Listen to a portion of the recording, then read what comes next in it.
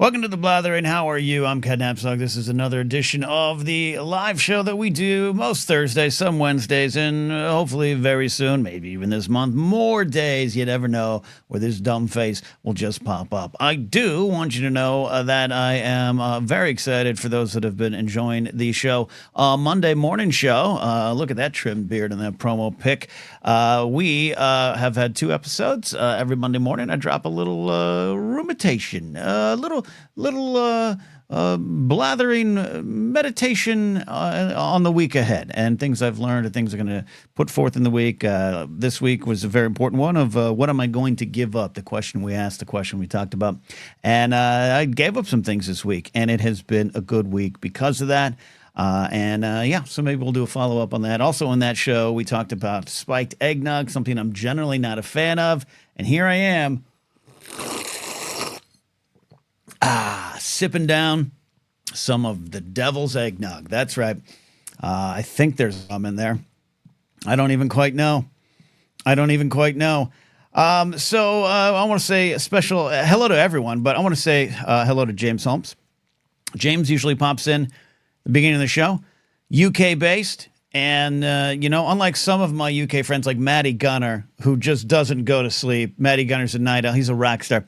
James always is here for the beginning of the show, sometimes leaves some generous sub-donations, always says hello, and then has to go to bed because he's a responsible human being. So, James, I want to shout you out for being a consistent presence here at the start of the show. Addie's here as well. We got Vermont Mike saying, hey, y'all. Scott Mills checking in here. Scott sometimes checks in on Facebook, but he's here right now. 898-4M. That's Brady. Anthony at Force Ghost Conversations. Thank you for the kind words on this week's Monday morning show. And Anthony has a great podcast, Force Ghost Conversations, to see there. I was a guest on the show. I want you all to check it out. Anthony, feel free to drop a link here in the description. Shape Take here as well. I guess I'll acknowledge Kingsport Cal, and I have to acknowledge Laserbolt Videos. Laserbolt dropped a short. You got to follow Laserbolt Videos channel. Kenneth, as I call him. Only I'm allowed to call him that. Follow Laserbolt's channel. He has these little shorts with these great, simple, little, wholesome, homespun tips that when the apocalypse hits, I think we'll all need. And he had a rib cooking one this week. I try to keep my meat intake down. I've backslidden on the vegan approach to my detriment. I had chicken apple sausages this morning. That's my fault. But Laserbolt had this great rib video. It was wonderful. And he here as well. Tully's here saying good evening. And then Jared the Dark Jedi. Big fan of Jared. Jared says this, I'm a big eggnog guy. I mean, as I've said on my Monday morning show, I love eggnog. Once I got over the fear of it, because as a kid, when your mom or dad hands you a glass of like liquid that kind of looks like yellowish milk, and you're like, here, try eggnog. You're like, what the hell is nog? Well, I would have said, what the heck is nog? And I got to tell you, once I broke through that, it's been a staple in my holiday season. But spiked eggnog, not so much. What I got to do is I'll try to get Matt Key on the show to call in maybe next week so he can explain the story of what Matt and I came up with the name, legally I own it, what we call frothy pepper nog, which is a tradition his dad started in Texas, where Matt was raised, where you mix eggnog and Dr. Pepper. And for those who have never heard me say that before, you might be retching in this moment. Here to tell you, you shouldn't be retching. It's fantastic. Frothy pepper nog. It will put you right to sleep. But anyways, all that to say, God, it's good. I got some stuff to talk about here real quickly. Oh, I hear my throat take that in. And I got some calls. I'm excited. I see that we got Brennan, we got Addie, we got Jared the TIE Pilot, we got Jared the Dark Jedi. Oh, I'm excited. I'm going to talk to Jared about some nog. We're gonna get to some noggin. Real quick though, last week I want to shout out Scotty J-Ro from Bombad Cast, and my buddy Josh McCouga. Impromptu coming on and having about a 30-minute conversation about Yacht Rock with that Yacht Rock doc. 2 updates. I have 2 updates on the Yacht Rock doc conversation. Sadly, Mark Ellis tried to watch the Yacht Rock doc and couldn't get through it. He just hates the music so much. The doc was interesting. He couldn't get through it. And he sent me a text and said, you lost today, kid. You don't have to like it, but you lost. Sad. So that's one loss. But a win, I was hanging out at the Comedy Store Friday night. Two wonderful things happened. I got to see Bill Burr. Bill Burr raises a lot of opinions, totally get it. And I have sometimes really upset with Bill on some things, and sometimes he's spot on. I got to see Bill work out what he's now kind of infamous for this week. He has this about 8-minute bit about the CEO assassination that I've never laughed harder in person at any comedy bit before in my life. And he was yelling things to Trumpers. He was yelling at gun owners. He was making fun of them for being afraid of immigrants. It was 8 minutes of I've never laughed louder. So excited to see that happen. Again, I understand opinions about Burr. He's a legend. And when you see him live in a room like that, just destroy and control it, it's something, it's fun to watch as a comic. And I just wish he would have a spiritual awakening and be completely on one side of the fight. Sometimes he isn't, because he's one of those comics that loves to pick a middle. But that, walked out, went outside. We're on the Comedy Store patio, and Steve Lukather's there. He'd probably come to see Burr, we thought. Steve Lukather of Toto. So a night after I have the Yacht Rock conversation with Josh and Scotty, one of the key members of Toto was there. And I got to meet him, say hi, bump a fist. Mark had actually met him at KLOS earlier in the month and said, hi, it's me. And, oh, it's good to see you. So very nice guy. He was on the go. Didn't get a chance to chat with him for a long time. But it was crazy. It was crazy to meet. It was crazy to meet Steve Lukather of Toto a night after having a conversation about him. Hold the line. Yes. There you go. A lot of people checking in. If you got a question here, let me know.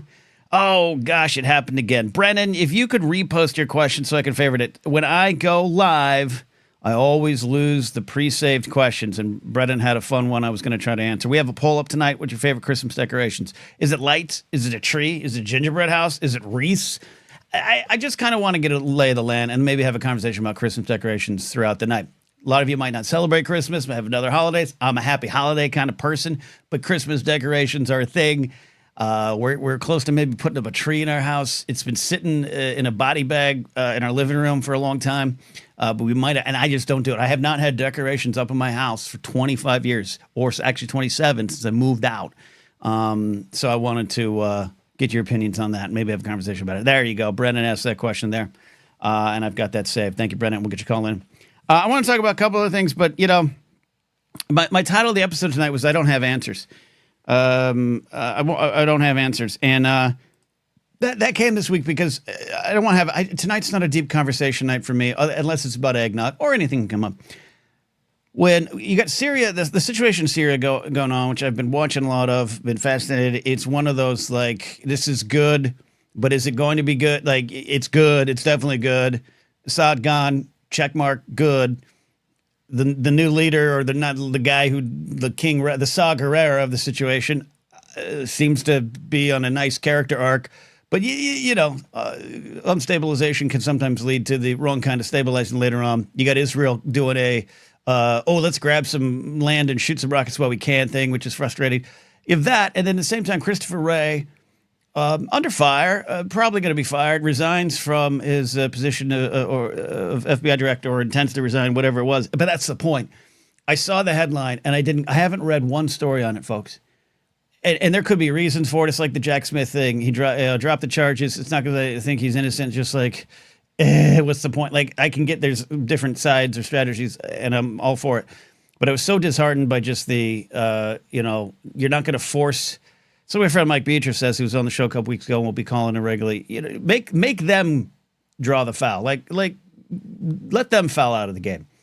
No following through, or not following through. No rolling over before he even gets in. And this is what it feels like. And again, there could be better takes on it. That was the point of my thumbnail. I have no answers.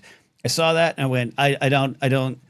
No, I'm going to drink eggnog, and that's kind of my week. But we can go wherever you want to go tonight on the calls of the conversations, as always. And then the final thing is I've been obsessed with grilled cheese lately. I've loved grilled cheese sandwiches my whole life. I've never made them at home. I guess I feel like I was a king. I've always had someone else make them for me, and I've been doing that. And today I added red onions, and I got to tell you something. Am I a hero? Yeah, I am. It was delightful. Kingsport Cal, when you grill up a grilled cheese, onions, tomatoes. I want to know what you put in it. Maybe when you call in later and we do our Larry David JB Smooth act, we can do this. All right, I'm gonna take some calls. Jared says red onions are the best onion. Fact. Quick check of the poll. We're at 24 votes. Christmas tree. Look, Christmas tree is probably gonna win in a walk. I just wanted to know. All right, the first call coming in tonight. I believe he is this is his first time calling in here, maybe second. I don't get him around here a lot. He's a beautiful soul, but he's a staple of the Anytime with Ken and Alden audience. He claims to be a Dark Jedi. I think he's got a great spirit. So please, welcome to the show. Jared, the Dark Jedi, calling in. Jared, how you doing, my eggnog-loving friend? I'm good, man. How are you? I'm really good. It's a pleasure to have you here. I really love just you. I love you. I love who you are. Thank you. I love seeing pictures of you, and I can't even begin to describe what your style is other than crayons and colors, and it's wonderful. What drives you when you dress? The aesthetic joke I like to make is that I look like a box of crayons threw up on me, and more often than not, it has something Star Wars or Marvel comics on it related to it. Love it. It's easy to pick me out of a crowd. I'm a big guy, typically wearing neon colors, so it's hard to miss me. Also, first time calling in, and I'm very excited about it. I've been tuning into the Blathering off and on for quite some time. The last month and a half, every time I've called in, I've been at work late. Obviously, because the day job is retail, and this time of year is a hell of a time. Tough. Oh yeah. First time in like a management position in retail at holiday time, it's been hell on wheels, but I love it. It's its own special kind of hell, but you know what? Get those ducats, okay? We're all just here trying to survive. And if you can get a little extra ducats in your pocket, I love it. No, I'm happy to have you here, and like I said, you're a staple in the Anytime audience and a staple in the Star Wars podcast fandom. So happy to go here, but go ask me whatever you want. But I'm very much intrigued by you being a fan of eggnog. Well, I wanted to weigh in on all of the Christmas stuff. I'm a big Christmas guy. I come from a very happy to celebrate Christmas family, a very secular Christmas. I wasn't raised religiously, so Christmas has always been like Santa Claus and gift giving. And nothing to do with the baby being born. Nothing to do with the baby being born. In June or July, and if it actually happened, and then yelling at Starbucks managers for your Happy Holidays cups. Yes. No issues about demon cups or the Palestinian Jew who was born in July. No, I will say on the eggnog front, I've always loved eggnog, even as a kid, obviously the non-alcoholic. Yes, as I got older, and I got into bartending for like 3 years, which was a fun run. You can ask Alden for some horror stories that he's heard from me. If you're looking to get crazy with a concoction, what I would recommend to you is to get non-alcoholic eggnog. And then pour in some either vanilla or whipped vodka. Whipped is kind of has like a stronger vanilla flavor. And that way you kind of nix like the kind of bitter taste that most like pre-spiked eggnogs have. You almost skip to the end of the line and almost get like a boozy version of the McDonald's eggnog milkshake, but with booze in it. I mean, you have got to stop sexting me right now, buddy. You were just turning me on. Let me. So you take whipped vanilla, whipped vodka, whipped or vanilla. Okay, got it. Oh wow. And then you just pour into a store-bought Kroger's. Yep, the Wawa, usual, whatever. Yeah. Have you ever Wawa? Get that Wawa out of here. I'm a Sheetz guy. That infuriates me.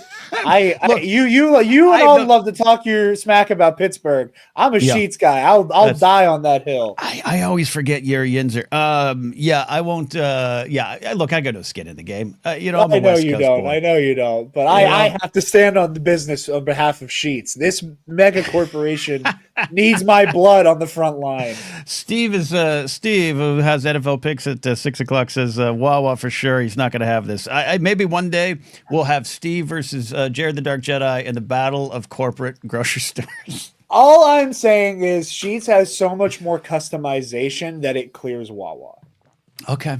I can't go to Wawa I can't go to Wawa and have them put tater tots inside of a burrito. That's not a thing I can do at Wawa. That's a thing I can do at Sheetz, and also put like a gallon of all of the different sauces. But have you ever thought that maybe to prove that there is a God, that we need some kind of barriers against the abomination you're talking about? Absolutely not. I'd have absolutely not.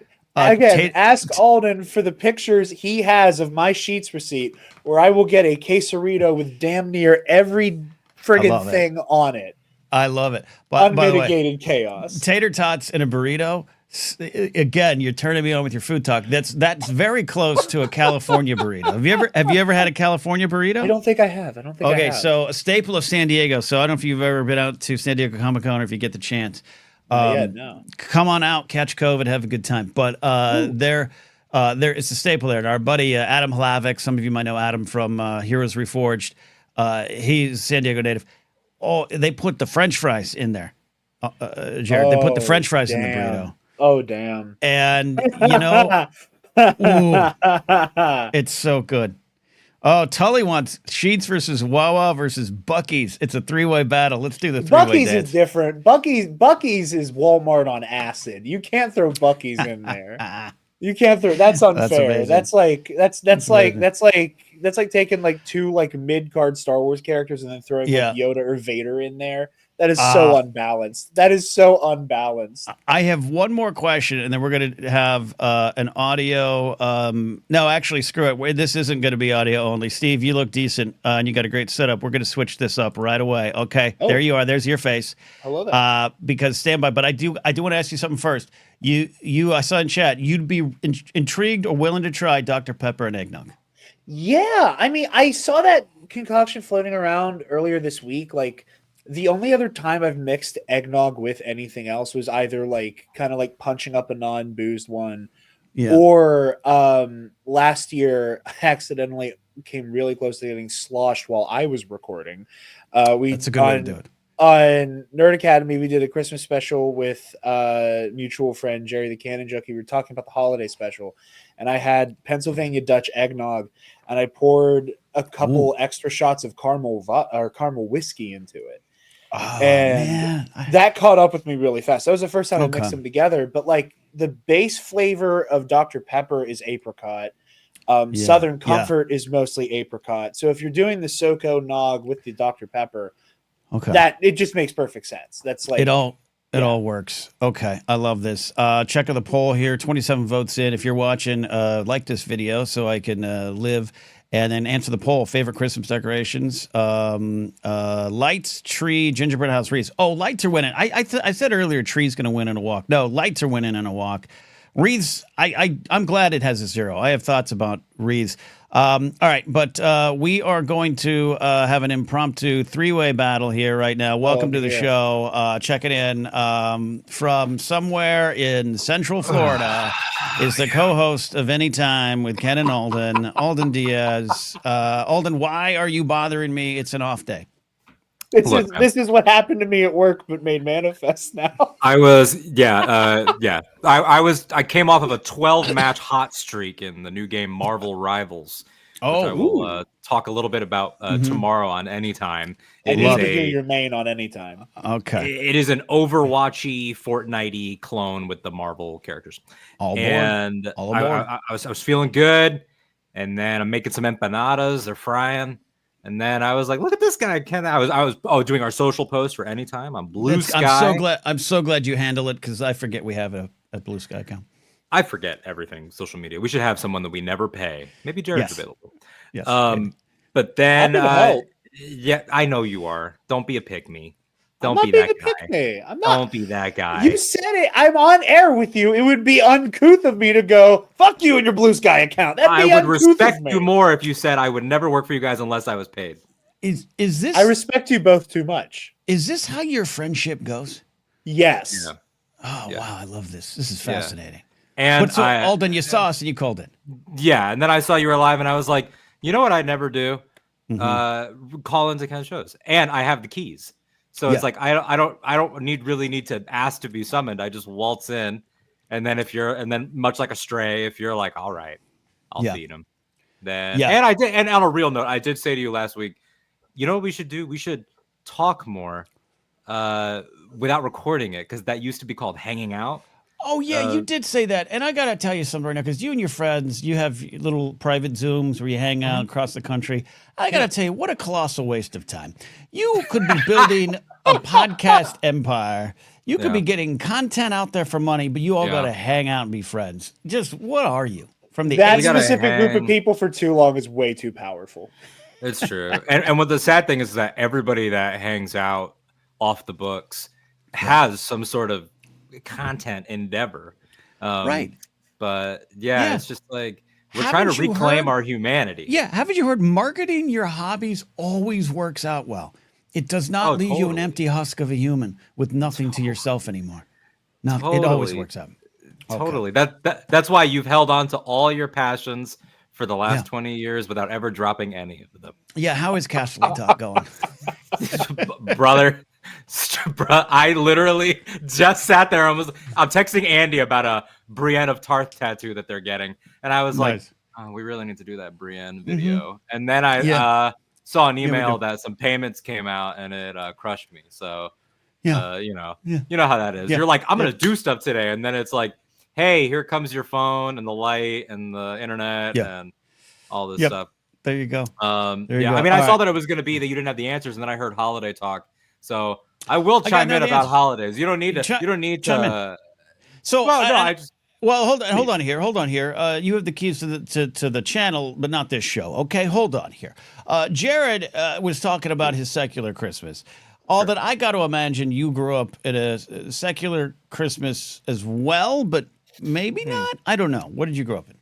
They're Catholics. I'm baptized Catholic, and then I decided famously secular people. Yeah, I decided to not do my communion, which was a choice they regret giving me, but they really did give me that choice. So I walked away from religion when I was about 6, and I've flirted with it on and off ever since then. And then I was vice president of the high school Jewish club, as you know. Yeah. So I've also dabbled in Hanukkah and been to some temples and everything. But yeah, no. Did they know when they cast the ballots? Did they know? Yeah, right. Because I know you're white presenting as a Puerto Rican, but it's true.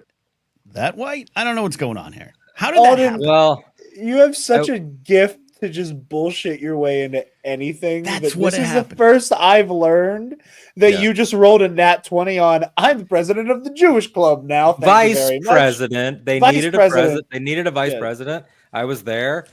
I know. So you're the JD Vance of your high school's Jewish association. What'd you call it? Relax now. All right, just relax. I guess in as much as my Jewishness is as real as his downtroddenness. Oh, that is fair. That's true. But yeah, my holiday experience is a mishmash, and I now at this point it's just about watching holiday movies and being depressed. That's about it. I'm just working through all my holiday watches. Okay, so you get melancholy, you get the holiday sadness, which I understand. The Pretenders song, 2,000 Miles. It's that White Christmas. Christmas is sad. But Jared, you on the other hand, I don't know much about your background. Secular Christmas, you got presents, you got Santa Claus, you're leaving cookies out. Happy Christmas, guy? Very happy Christmas. Very happy Christmas. Take notes, Alden. Jared, continue. He loves it. I love Christmas. This Sunday, a family tradition that we always do. There's a spot in just outside of Pittsburgh, 40 minutes out of Pittsburgh, called Overlease County Christmas. And it is the Westmoreland County Fairgrounds with this like tiny little like facade of like an old timey town. That is just every square inch is Christmas lights and a gigantic bonfire in the middle of it and all these quaint little shops all around it. Just absolutely that, I grew up on Christmas magic. I think the part of it that like kind of infused into me that I would love Christmas forever is that the way myself and my siblings like grew up and like the way we were kind of staggered out meant that there was always at least one person in the house who was in the Santa Claus believing age. I'm 3 years older than my brother. So I had a little, There's quite a few people watching. You better fucking, play cool about that. You never know.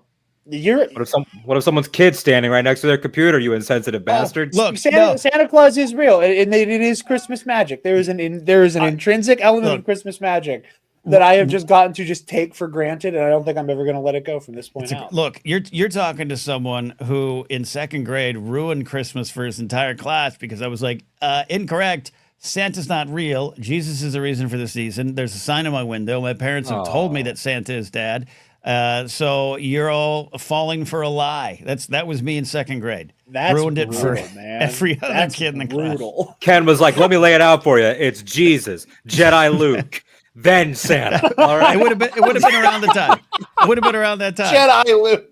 And I guarantee that particular day, it was on a soccer field in particular. I remember 28 other kids went home with questions to their parents that they didn't have answers to.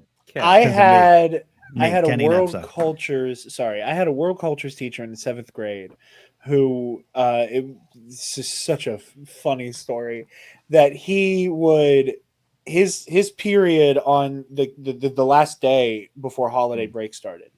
Everybody came into class. He did a very good job of keeping people from spoiling the fact that this happens every year.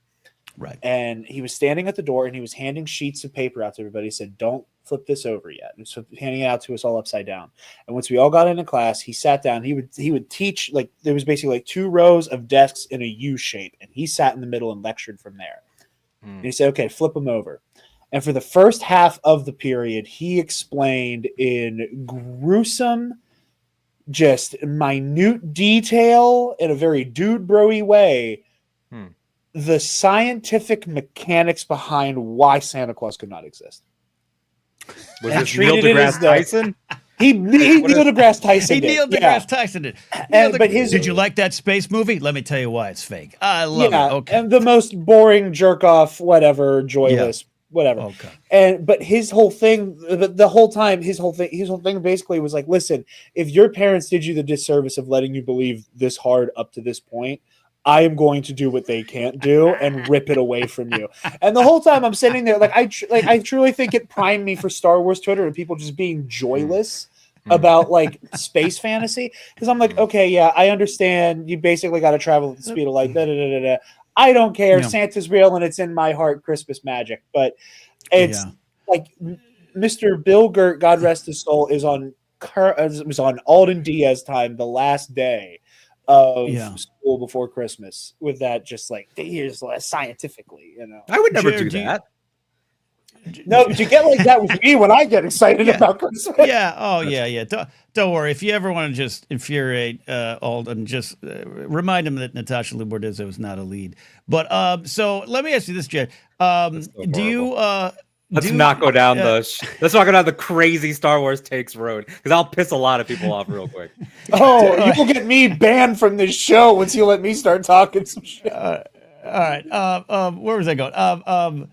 I don't know where I was going. I lost my train of thought because I just love poking Alden Diaz. Can I tell a good teacher story before I go? Oh, yeah. Oh, no, here's what yes, I'm going to kick both of you soon here.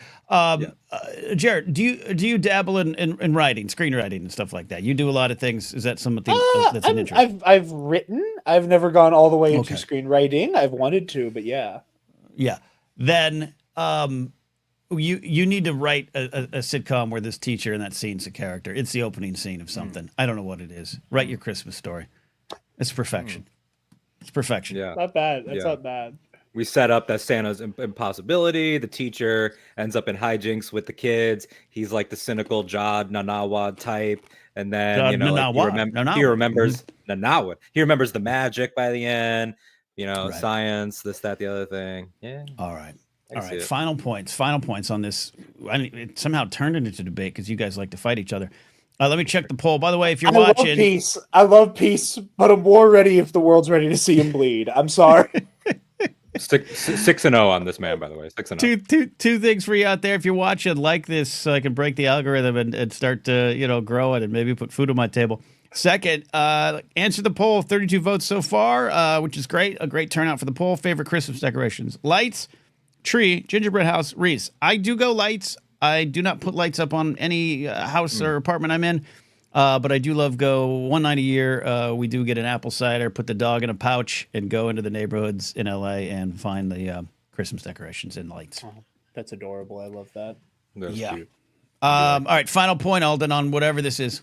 Yeah, well, on the subject of holiday teachers, Jared doing a holiday teacher story reminded me. I have one that's actually positive. So I want to give a huge shout out to my AP Government and Economics teacher from 12th grade, Mr. Bill Quigley, also known as William, also known as Liam. And William Quigley, H. Body. Okay. Mm-hmm. Quigley was a fascinating character. We still talk. He texts me whenever Star Wars is on TNT. He proof about the magic of Last Jedi. He didn't really like Force Awakens. Then the teacher, We Are What They Grow Beyond theme brought him back into the sequels, and he loved that movie. And he told us a story. When we were in 12th grade, he was a big theatrical guy because he also taught drama for a long time. And when you start his class, one of the things you notice about his room is that there is a stuffed monkey in the corner of the room.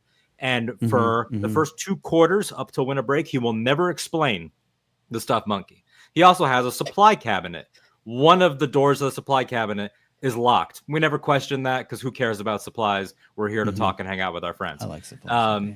But he would never answer the monkey question. And he would say, I'll get to it when I get to it. I'll get to it when I get to it. The last day before winter break, flips the chair around, sits on it like a cool teacher or whatever. He tells us about his first year teaching was the year that he either lost both of his parents that year or one year and one the next. But he realized he was an orphan. He was a young 20-something-year-old teacher, now an orphan. And it was the last day before winter break, and he had little kids at the time. They were elementary classes. And he says, and I broke, and I welled up in front of the little kids, which you really shouldn't do. And then this little girl, who he had always thought maybe was a little bit sickly or lonely or something, because she always had this stuffed monkey with her, went up to him before she left for the day and said, Mr. Quigley, I think you need this. I think you should keep him. And gave him that monkey. This little girl gave him the monkey. And so that was the origin of the monkey sitting in the room. And then he says, and every year since then, I tell this story and the collection grows. And he opens the cabinet and all these stuffed monkeys fall out. And he said, the lesson here is that some of you are not going home to full families and some of you are not going to have a good time. But if you I'm going to fucking cry talking about this. He's like, but if you ask and just like extend that thing, look at how it pays off. He's like, you are my class 20 years after that girl. And he's like, and here we go. So you bet your ass about 30 monkeys were added that year. This is wild. We were bawling. Oh, this is a great story. But the Hollywood producer is coming out of me. We start the script with Jared's story, and you don't know why this grumpy teacher who destroys things has this stuffed monkey, and then that's the big finish. And then we all go home happy. This Mr. Gert and Quiggles are fused into one person for the screenplay. Okay, push him into one like the writers of the Bible did with Moses. Just take 9 characters and push it into one fictional character. Okay, put it in. You got this story. Call it. But for Alden, it's like a Whiplash in Iron Man 2. It's Crimson Dynamo and it's exactly. And Titanium Man. It's like how they took like shitty stories like Heir to the Empire and then took the stuff that worked and put it in Rebels. I'm giving you all gold, and you guys are just going to hang out on a private Zoom instead of build your careers and empires. I'm giving you gold. Will you two at least write a draft? Ken, if you sell those Lego sets and put that money straight into production, then I think we can have something by maybe 2040. I'm down. Okay. I'm down. All right. I'm down. A Diaz Bachman Stubbs collab. Well, at least you knew where to put Diaz. There you go. All right. Yeah, Alden, we do want to know why you have no shirt under the bathrobe, but we're going to let you go. Maybe you answer that tomorrow. There is a tank. There is a tank. I don't believe it for a second. There's a tank. Jared, the TIE pilot, goes shirtless most episodes, and he's really upset that he had to see your chest hair before he got on camera. Bro, what chest hair? I'm like baby's. Don't worry, Alden. I'll make up for both of us. There you go. Sexy man Jared, who one day I hope to be at a wedding with, because we're going to tear up that dance floor. Like, oh man, Jared, you and I are going to be so hot to go. It's going to be great. Just wait till Getting Jiggy with it hits. There we go. Jared, thanks for calling in. Alden, thanks for calling in. All right. I'll see you tomorrow. Thank you for having me, my friend. All right. Tune in tomorrow for the one and only Anytime with Ken and Alden. We have a lot of fun. Alden's back is hot, says Kingsport Cal. Absolutely. We got some calls lined up. I'm going to have Brennan return to the show here. Addie, Jared the TIE Pilot, and 8984M. But Jared can absolutely explain his anger towards not being seen when he dresses more appropriately than Alden does there. But before we get to that, I almost want to let you know this show is sponsored by some great stuff other people I know do. Like Ken Plume and his book, The Art of DuckTales Deluxe Edition, is available out there. You just follow that link, bit.ly, bit.ly/DuckTalesBook. Ken, if you're watching in chat, drop a live link in the chat if you want. Pick up this book for the holiday season for a DuckTales fan in your life. I saw someone post the other day, I miss DuckTales on Blue Sky. You don't need to miss it anymore. Get this book and relive it. Go through the history written by Ken Plume there. My friend Aaron Alexovich, he had a lot to do with Invader Zim. If you love that show, he has a great graphic novel out now called Shock City. A great story that is, needed in these times. Check out RB3 and his Indiegogo for urban luxury. He's putting together 6 luxury stories, 1 urban truth. Great pitch on that Indiegogo page. Go ahead and support Robert Butler III, one of the finest up-and-coming filmmakers I know, and one of the only ones to put me in films. And then, the world's rough. The world's tough. Do you need some Blue Star meditation? Yeah, you do.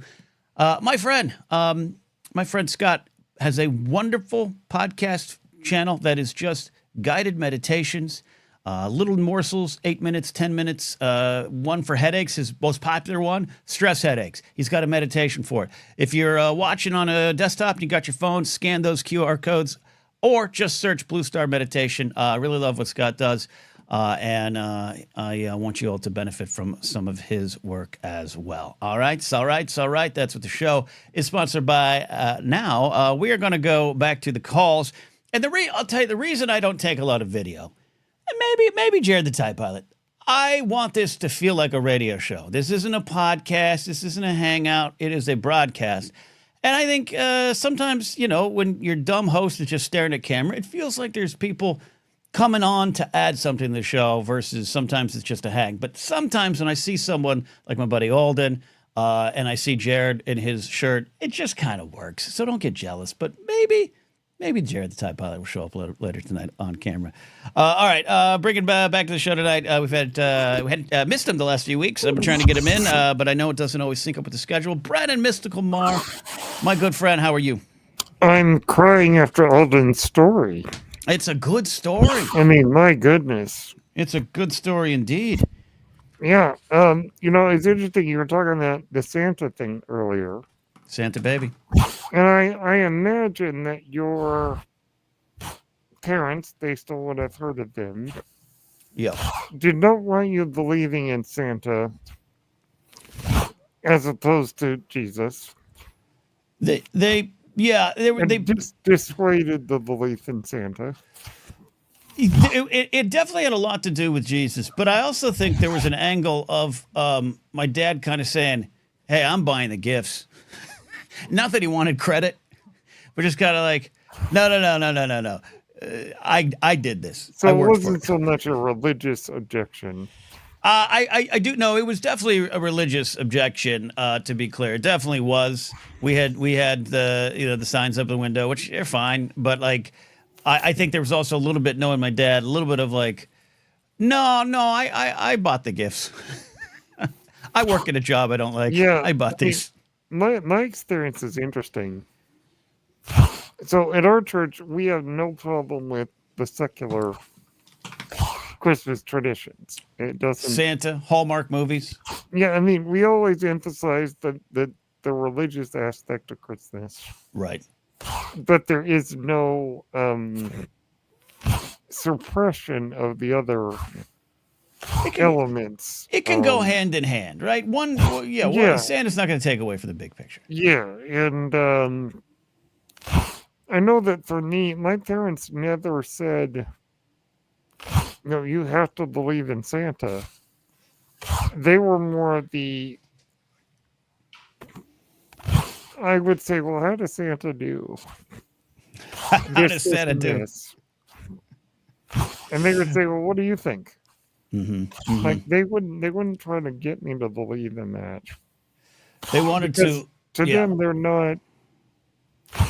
Santa's fine, but my parents are definitely And I am too. More at the let's make sure the heart of Christmas is there, and then the other stuff can be for Find fun. what may. Come Yeah. what may. Yeah.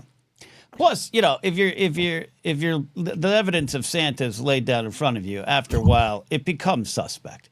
It's not going to last. So why not just Well, leave it to your own devices? I I held agree with that. I held on till I was 11 That's fair. to the idea of Santa. See, you were able to hold on to your 11, Brennan, because you didn't have me in your second grade class. I would have ruined it. That would have been difficult to have you in my second grade class. I could have been held back several years. Could have been held Yeah. back several years, Brendan. Just look at this face. But Yeah. I mean, as a religious person, Christmas for me is about the religious aspects, Right. but I certainly enjoy all the other things too. Well, so what is your favorite Christmas decoration? Because The currently, lights. I like the lights. you like the lights. You voted for the lights. I did. I was the first person to vote for the lights, I think. So, okay, it's tied up right now. 36 votes, Brendan. Lights, 47. Oh. Christmas tree, 47. Gingerbread house, 6. Oh. Wreaths, holding steady at 0, which I agree with. I think wreaths are part of the aesthetic, but I don't get why. I want to know where they come from. I don't get the history of it, but it just seems They're like if you're... taken. They're taken. Well, most things Most things are. so- Yeah, most things are. But like... I mean, and I say that as a joke. I'm not condemning it as like. Oh no, I know But, you. I know. it's taken. I know your heart. I know your heart, Brennan. No, but like, if you might as well just give me a tree. I don't want a part of a tree wrapped on my Yeah, door. part of the tree on the door. That's a little weird. Brennan, thank you for calling in. But what else is on your mind today? Is it just Christmas? What question? Oh, I got to answer your question, don't I? Yes, I was wondering if you would. Yes. From Brendan's excellent Star Wars podcast, Page Turners. They were not. Brennan asks Which I if need to have you come back on soon. absolutely, if life is like a box of chocolates, what kind of chocolate would you say your life is? It would be right now, actually for 2024, it would be my least favorite candy bar in existence, which is Mounds, which is full of horrible coconut. Do not like coconut. Yes, do I not don't like the like coconut in flavor. my Do not like the chocolate. No, no. texture. Do not like it's like wood chips. But on the outside, you're like, oh, look at this piece of chocolate. And that's kind of where I am at right now. Where on the outside, yeah, I got some things going good. I'm always going to look for the positives. But inside, I'm a bite of just disgusting coconut. And next year, we're going to be just milk chocolate through and through. But great question. What kind of chocolate would you say your life is, Brennan? Oh, right now, dairy-free chocolate, since I can't. Well, we have a lot of Yeah. vegan chocolate in the house. So you be... Go figure that Grace would be into vegan chocolate. That's good. But before you answer, Brendan, let me put this is why I love YouTube and live shows. Uh-oh. Jared says coconut is evil. The very next agree. comment is the wonderful agree. LQ. Coconut is great. This is why we have the internet. Well, I Both think I answers agree are with right. Jared on that one. And Addie think I comes agree in with with coconut Jared, is the devil. Addie went far enough to say it is the devil. Sorry, Brendan, I quite cut you far. off. What kind of chocolate? Well, I mean, I'd like to think that I'm sweet on the inside, but Oh, you are. I think I'm one of those like almond chocolate where I'm sweet on the inside, but I'm also kind of prickly on the Okay. inside in certain parts. Yeah. Like Okay. I can be grumpy sometimes. Yeah, deserved, earned. Which You're is allowed. hard for people to believe that I can be grumpy sometimes. I certainly can be. Look. We all are, but no one's gonna fault you. No one's gonna fault you for a little grump. Plus, again, you are sweet on the outside, Brennan. Yeah, and Proven this is time going to be. Well, thank you. That's very kind. And this is going to be a fun Christmas because my fourth niece is due anytime, Oh wow, so we're all waiting. Christmas present. Yes, indeed. Excited for that. Wow. But I love Christmas. I don't think I've ever gotten stressed out at Christmas, That's a good thing. which is unusual. That's a good thing. Because I don't know, the religious element for me, being stressed at Christmas just doesn't Doesn't jive.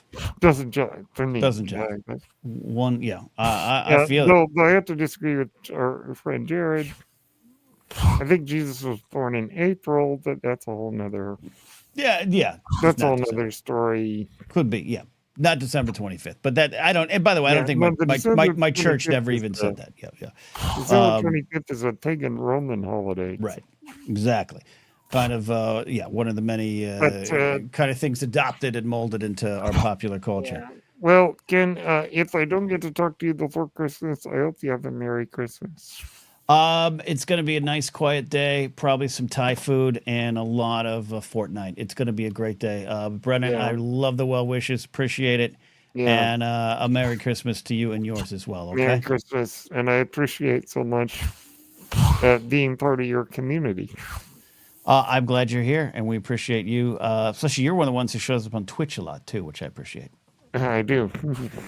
All right, there you go. All right.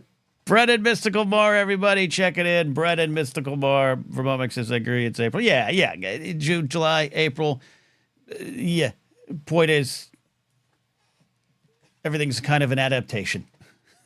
Everything's just a big book of legends and myths that leads to some rules and laws. That's my problem. But yeah, you're all right about that. Winter solstice. Yeah, usually my friend Jen has a winter solstice celebration. I don't think we're having that this year. Jared says this, Mint is the devil. We're going to yell at him about that. NFL picks at 6 o'clock tonight. I think I did bad. Also want to highlight, if you become a Patreon supporter, you get to call into the show, or a channel member call into the show. And then two things. I think I forgot to say, the Monday Morning Show is an audio podcast available on the Knapsack Network for free. If you want to get the video version, become a channel member. Also, if you become a Patreon supporter, you get my full show, Hot Burbank Nights, 40-minute set from June. And the reason I bring that up is the second Hot Burbank Nights is coming January 10th. That's right, January 10th. Headlining a show in Burbank on a Friday night, and I can announce the lineup now here. Things are always subject to change. I'm going to be headlining with Joseph Scrimshaw, Winston Marshall, Lisa Gottman, a Comedy Store legend, Karen Haber, and a few surprises. Oh, also Elisa Phillips, who's great as well. A comic here, LA and New York, voice actor as well. Going to be a great show, and you never know who will show up there. You know, Mark Ellis is always hanging around, but I can't guarantee it this time. But excited to have all these new names on Hot Burbank Night. So come out January 10th if you're local to the Yoo-Hoo Room Flappers on a Friday night. Kingsport Cal says that pick isn't flattering. Which one are you talking about? Yeah, of course, the one from the set. Yeah, exactly. Yeah, that's the point, Cal. Jesus, what are we going to do with this guy? All right. You're all the best. I kid. Cal's my favorite. You know that there. NFL picks coming our way, but we are going to bring in, Jared, are you ready? Give me a thumb. Okay. All right. We're going to do this. I'm doing this. Okay. You're on. Okay. Oh, look at that. Oh, your camera's not working. You're froze. Oh, there you go. Okay. You complained. I hear it. You're dressed better than Alden. You have great facial hair. No, same as Alden. Same fate. I said better. I don't care. Same, better. All right. So you got it. You got a moment of sun. Everyone else's calls, your video. What's on your mind tonight? First of all, you got to answer the goddamn poll. I actually didn't vote on the poll because I am not a Christmas person. I am a bah humbug through and through. I am fascinated by this. I'm glad you said that. We'll get to any questions you have. Why? What is this? Tell me. And by the way, mint is the devil? Oh God, mint is the worst thing ever invented. You're gonna have some explaining to do. But why? What gets you about Christmas? It's just, even as a young kid, because my family did celebrate it. My mom is a big Christmas person. You know, we've had the trees, the lights, the whole 9 yards the whole time. I have just, because I'm also like very not religious on any means. Not that my parents did a very religious one, but it's just the whole thing never sat right with me. And then as I've gotten older, the whole, well, make sure you save money to give everybody presents. No. Right. Right. No. No. It's not realistic. And by the way, No, get yeah. me a gift card. Yeah. Right? Like, oh God, just There's something too. I do like this. I also just like when it's colder. So I like when it's colder and rainy. And in California and especially LA, we don't get that a lot. But it was cold today. I went out today early in the day. It was like 54 degrees, wind chill. It was cold for us. And we always make the jokes, but for us, for our blood in the West Coast, that's cold. And I like that. But I because 17 years in the malls, I would never get people gifts, and I literally was at stores. You know, I was like, no, I'm not gonna. I can't do it. That drummed the joy of Christmas out of me. And then also, like, for whatever the reasons, and I don't mind if people celebrate Christmas and it's a religious holiday. I don't mind any of the holidays during this month that are of religious nature. I don't go after that. I really don't. I'm poking fun tonight here and there, but it's not high on my list of things to be concerned about. And if you're just secular, if you're Jared, I got other friends who every year they got a mix of Christmas. I got my mix of Christmas songs on CD. I don't listen to them. I like some of the songs. I got a pop rockin' Christmas episode next week. But when the rug was pulled out of me, under me, where like you learn that Christmas is of a Roman pagan holiday tradition. Jesus wasn't born on the 25th, and it's drilled into your head. The significance of it, the importance of it. And in my case, we don't believe in Santa. He stands in opposition to Jesus. Once the rug was pulled out, I was just like, this is all a fraud. And it's just a cold day for me. basically. And that's where I went with it. But different path, but you're kind of in the same spot. Oh yeah. I mean, and I was always, because I worked retail on the Black Fridays and all that, just, oh my God, shoot me now.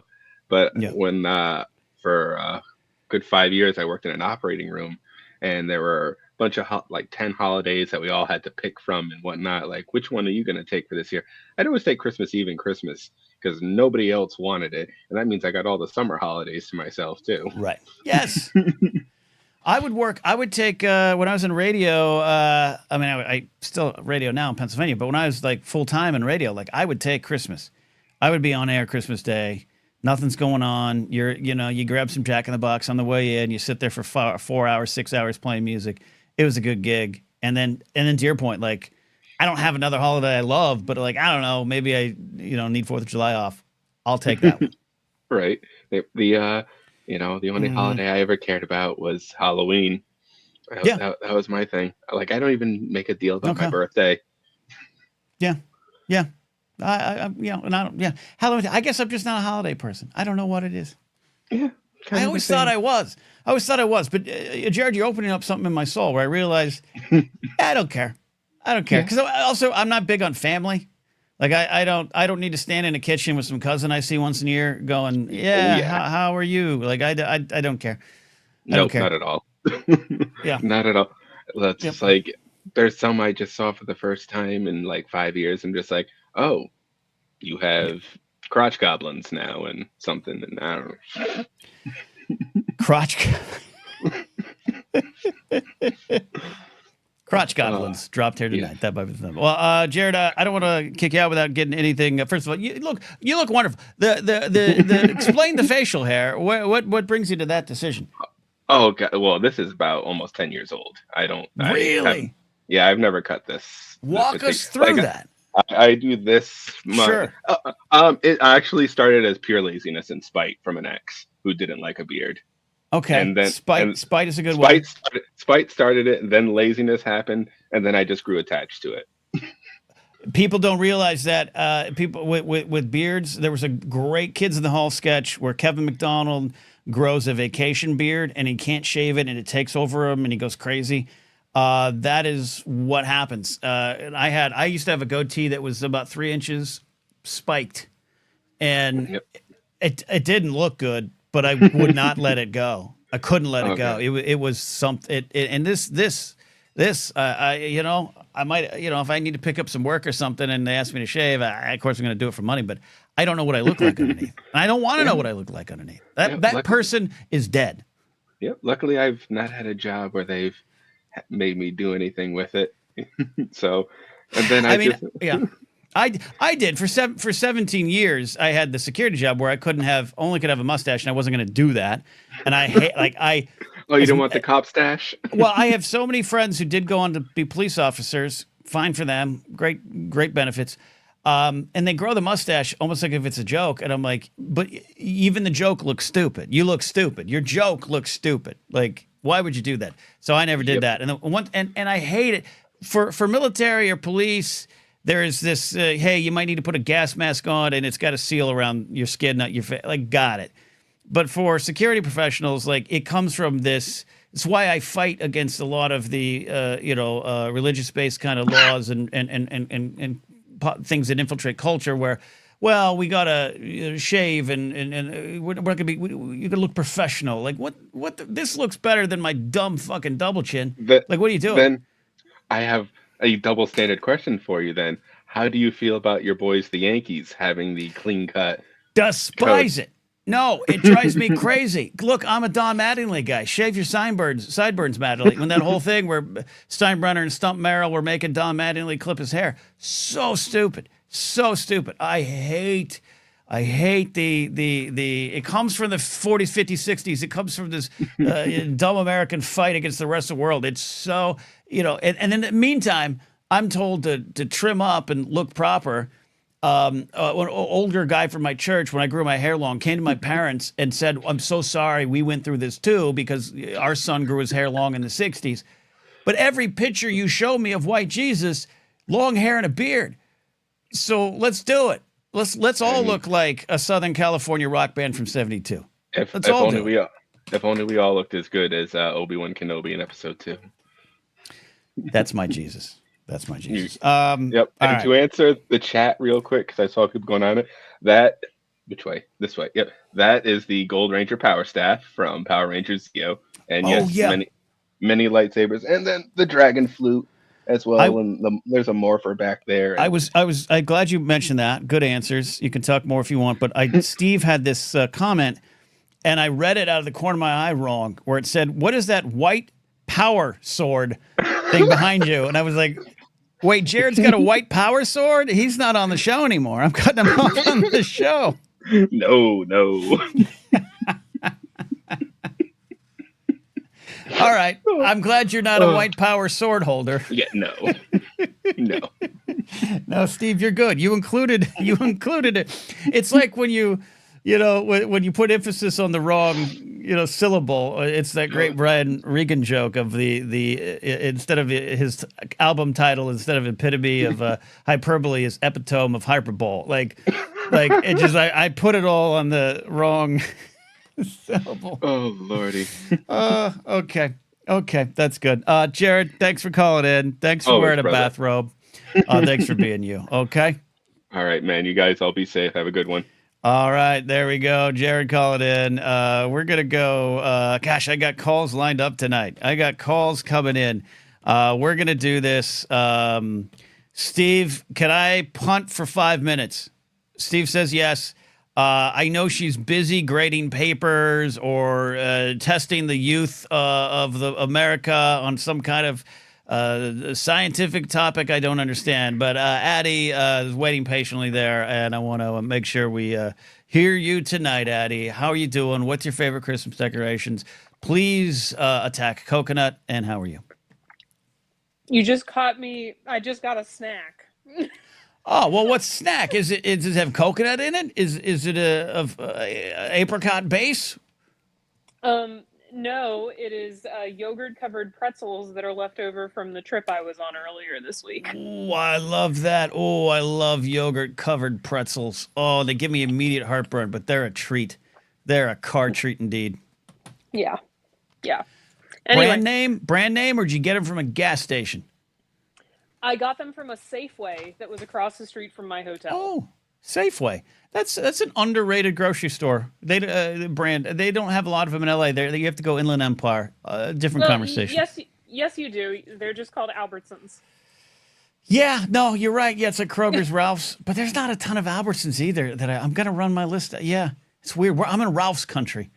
At Vaughn's, but I don't trust Vaughn's. I don't like Vaughn's. When I spent a summer in SoCal, there was a Albertsons across the street from where I was living, but That's Yeah. like one data point, so it doesn't really count. See, she's a scientist, people. She said data point on a chart. On a chart. What's on your mind tonight? What is your favorite Christmas decoration? Oh, it's absolutely the tree. In my house, soon to be trees, because that's how many Christmas ornaments I own. Wow. Yeah. Okay. How many totes? It's problematic. How many totes do you store it in? I'm up to 4.5 totes of ornaments, I think. Yeah, wow. This is great. I mean, not for my life, And but this is great for you. And I bought a new one. I bought a new one this weekend. I bought a second objectionable Christmas ornament. I can't wait for next Thanksgiving. I'm intrigued. Can it be explained appropriately on a family friendly live show? This isn't it, but objectionable. I own two Padme Amidala Christmas ornaments that are. There's nothing. Well, I actually own 3, but now one of them has been objected to since I bought it in 2002. And the new one will also be objected to next Thanksgiving. 2002 is Attack of Clones related? Uh-huh. Okay. All right. Are we going to the Geonosis Petronaki Arena with this outfit? Uh-huh. But that is not what is objected to. Really? Really? Who? Well, first of all, by whom? Who's objecting to this? My mother. Oh! This runs deep. So... what's the issue? To her, it's the Geonosis Arena after she picks up the battle droid blaster, and my mother has always objected to a gun on the Christmas tree. I mean, look. Do I understand it? Yeah, I understand it. I can support that, but it's a blaster, and it's done. Yep. It's aggressive negotiations. Okay. And the new one I bought was 25th anniversary of the Phantom Menace, and it's the Battle for Naboo handmaiden, so she also has a blaster. See, you're just a warmonger. That's what your mom's going to say. You're a warmonger on the Lord's Day. This runs deep. I love this form of rebellion. Side note, I want to hear more from what you got going on, but tomorrow, Force Center preview, Star Wars Ranked, Molly Damon, Jen Landa, and myself ranking the prequel outfits. And let me tell you something. As a Padme fan, we get into it. You'll love it. You'll love it. I mean, you could just rank Padme outfits. Like, you could do a whole episode ranking Padme outfits. We actually almost had to... We almost had to switch to that mid-recording. We almost said, should we just do Padme outfits? But you'll see. Yeah. You'll see. And then there's a reason I was laughing at your decoration. You'll see. It got uncomfortable for me fast. You'll see. You'll see. But 4.5 totes of Christmas ornaments. Wow. It's a beautiful thing. 4.5 totes. You're all in, and I appreciate that. I appreciate that. Has it always been the case? Christmas just part of your life? Did it take a turn? No. I think it's because my birthday is very soon after Christmas. Oh, so it's that time of year, and there was no school, and my mother was always very good, though. All of the Christmas decorations were down by my birthday. Yeah. She was like, they are two separate things. That's good. See, my mom took all of the decorations down by Christmas afternoon, which was just, she wanted them gone. Laserbolt says in chat, paint the gun to look like a candy cane. I don't know if he's wrong. He's got a point. I try to tell her that we're just fighting tyranny. But yeah. Anyway. Yeah. I understand where she's coming from, but it's Padme. I do too. Report back Sometimes after. I hang it next to the baby Jesus, though, just to see if I can get her to. Look, Baby Jesus and a Gun on a Christmas Tree is a country song. That is absolutely amazing. Yeah, absolutely. Wonderful. What else is on your mind tonight before we get to NFL picks? NFL picks with Steve coming up shortly here on the Blathering. Hey, by the way, if you're watching, give this video a like. Help us. Help me put food on my table. Addie, what else is on your mind? Well, I have a problem, Ken, because I have this thing where I don't always know when people are joking. Like that is a blind spot for me. Like to what degree? Like Dave Bautista's character from Guardians of the Galaxy. What's his name? Drax Destroyer. It's not that bad, but like sometimes when people say things to me, I don't know if they're serious or if they were just making a joke. Got it. So as an example, at the end of last week's call, you gave me an assignment, and I went to work and I did a lot of research, and then about 2 hours later, I was like, I wonder if he was serious or if he was just joking. No. My assignment was make a playlist, right? It was to get you some musical inspiration for musical theater, right? Yes. By the way, I got a new bit I'm working on that is not going to make you musical theater fans happy. Yeah. No. I understand what you're saying about joking, especially an irreverent cuss like me. It can sometimes maybe read as sarcasm. It's not. No, for the sake of the show, if you got a stake in the musical theater game, I want to hear what inspires you, because that can inspire other people or maybe inspire me. I did go to Moulin Rouge and I had a great time. So I joke about musical theater, but I also like it. So what's on your list? That's good. I went to Moulin Rouge and had a terrible time, but that's beside the point. Well, why? Oh, hold on. Why? We can't just run past that. Because the movie is 100 times better. Yeah, but the movie doesn't have Lady Gaga songs in it. But the movie had Ewan McGregor in it. I mean, that's true. I can't argue with that. All right, what's on? What is it? What's the playlist? I went down a 90-minute rabbit hole after the show last week, which is way past my bedtime. Right. I have to tell you. But I rewatched a documentary on Disney Plus looking for one particular quote.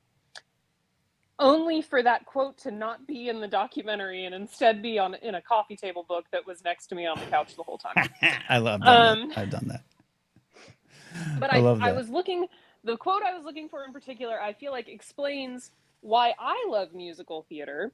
Okay. And might explain why other people love musical theater. Okay. So I was a child of the Renaissance of Disney animated movies, which I know you are slightly older than I am, and therefore you missed it. But it was around to see it. Yeah, absolutely. The first movie that I can remember seeing and that was incredibly influential in my life and remains influential in my life to this day, I even have a tattoo based on it, is Beauty and the Beast. Yeah, okay. And so the documentary that I went and watched, which I highly recommend, even if you are not a musical theater person, is Howard on Disney Plus, which is about the life of Howard Ashman, who was the lyricist of Little Shop of Horrors, The Little Mermaid, Love it. Beauty and the Beast, and most of Aladdin. Love it. Got it. I'm intrigued already. I think the thing that I like most about musicals, and when I read this quote in the book I've had the entire time rewatching this documentary a few years ago, I really feel like it encapsulated for me what is so good about musicals. At least from the approach that Howard Ashman had to them. And I will say not every musical comes at it from this approach. And so it is just people randomly breaking into song, and it's absurd. Yeah. Right. But the way Howard Ashman approached it was that when characters can't speak anymore, when they're simply so emotional because their life is changing under their feet, that's where you put the song. That's so different from other people who might put a song in to have a nice album or to have the lead character sing since you paid her a lot of money. I like that. I get that. I feel like in my soul, because that's how I relate to music in general, is it's very much, I think I saw something in the chat earlier, like, how are you going to celebrate Taylor Swift's birthday tomorrow? It is a national holiday in my house because Taylor Swift also speaks to my soul. David Mackay as he claims is his name. He asked that question, and the answer is, I didn't know, and I'll try. Yep, December 13th. That's why she loves the number 13. Oh. For a brief moment in time, Taylor Swift and I will be the same age, and then I will go past her after Christmas. I love that. But Beautiful. that idea that like your life is changing under your feet and you don't know how to process it, and so you don't have any other choice but to break out into song. Makes sense. Is the piece, I feel like that's the piece of the musical for me. And like I said, not all musicals are like that.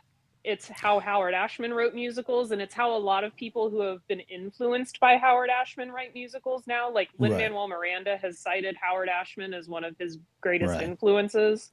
I'm going to see Hamilton on Saturday. I'm so excited. Okay. Yeah. But yeah, so that for me, that's my opening thesis statement, and we'll go from there. It carries weight. I respect a talent who explains the why of the songs. Yeah, I can get on board that. I think this doc. Look, I just watched a doc about yacht rock, and I am not as giant as a yacht rock fan as other people, but I appreciate the story. So I'll give it a go. That sounds like a good. Me and Ellis on the road after a show. Let's fire up the Howard doc. It is very good. He was a genius who, like most geniuses, was taken from us entirely too early. That's why I'm still here. Because he died during the production of Beauty and the Beast. He never saw Aladdin, and he actually never saw the final product of Beauty and the Beast. 898 for him says, I can see the influence of Lin-Manuel Miranda. Yeah, these are all talented folks. Yeah, I think at the end of the day, yeah, music's in our soul. This is about music, and music tapping into something we can't understand, and that's the only way to do it. If I'm analyzing it for my own life, to me, it's you need 3 chords, a beer and the truth, and a little bit of anger, a little bit of violence, a little bit of lust, and a big crisis of faith, and you got a rock song. And that's what I gravitated. And then when I had that, and you can love both, like you can be a sports fan and a nerd, as I am. I think I chose that, and then on the other side of that, you have the and I just like, no. I need something messy. I think that's why we need to find you the right musical, Ken. I think that's the key. There is always some, like, it will the 3 chords and the beer and the rock song. There is the musical version of that out there for you. Right. Cats. It is not Cats. Oh my God. No. It's got T Swift in it. Come on. There are not enough drugs in the world to make that movie watchable. Fair enough. All right. Do you want to? Yeah. I got picks coming up. Run through the list. What do you got? I didn't. I searched for this quote and I didn't make a list. I'll be back next week with a list. Come back with a list. Yep. In the meantime, I would encourage you, because these are the things that were in the doc. If you want a prescient song for our times, I would encourage you all to go listen to the lyrics of the mob song from Beauty and the Beast. Oh, okay. Yeah. Rallied around. Because that's my other favorite thing about musicals is when writers get clever and when you actually listen to the lyrics and what they're saying. I can dig that. What's the villain in Beauty and the Beast? Gaston? Gaston? Yes, not to be confused with Meber Gascon. Meber Gascon is, and I think there was a wide receiver with the last name Gascon. Yeah, Gaston. Yeah. Am I saying it right? 898-4M. He's probably gonna get mad at me. Gaston. Yeah. You want some clever lyrics out there. The mob song from Beauty and the Beast, and also America from West Side Story. Okay. Yeah. That's a Spielberg picture, right? I'm kidding. I know. Garcon. Yeah, Garcon. Okay. Most recently, yes, it is. And it's actually pretty good. Svetnik agrees with you. It's a good call. Addie, the mob song is pretty scary when you think about it. Okay. We don't like what we don't understand. In fact, it scares us. Hey, look, I appreciate media literacy and digging into the theme, so I can get behind it. Look, even my joke about I want that bread, it's about hunger and class warfare, and I get where it comes from. Get it. You're working. You're making a great. You look, Addie. Everyone in chat is on your side. No one is on my side. I'm I just have a trying feeling. to I have a explain feeling it Laser to- Bolt is on my side. He just doesn't want to say it. that I at my heart, Ken, I am an educator.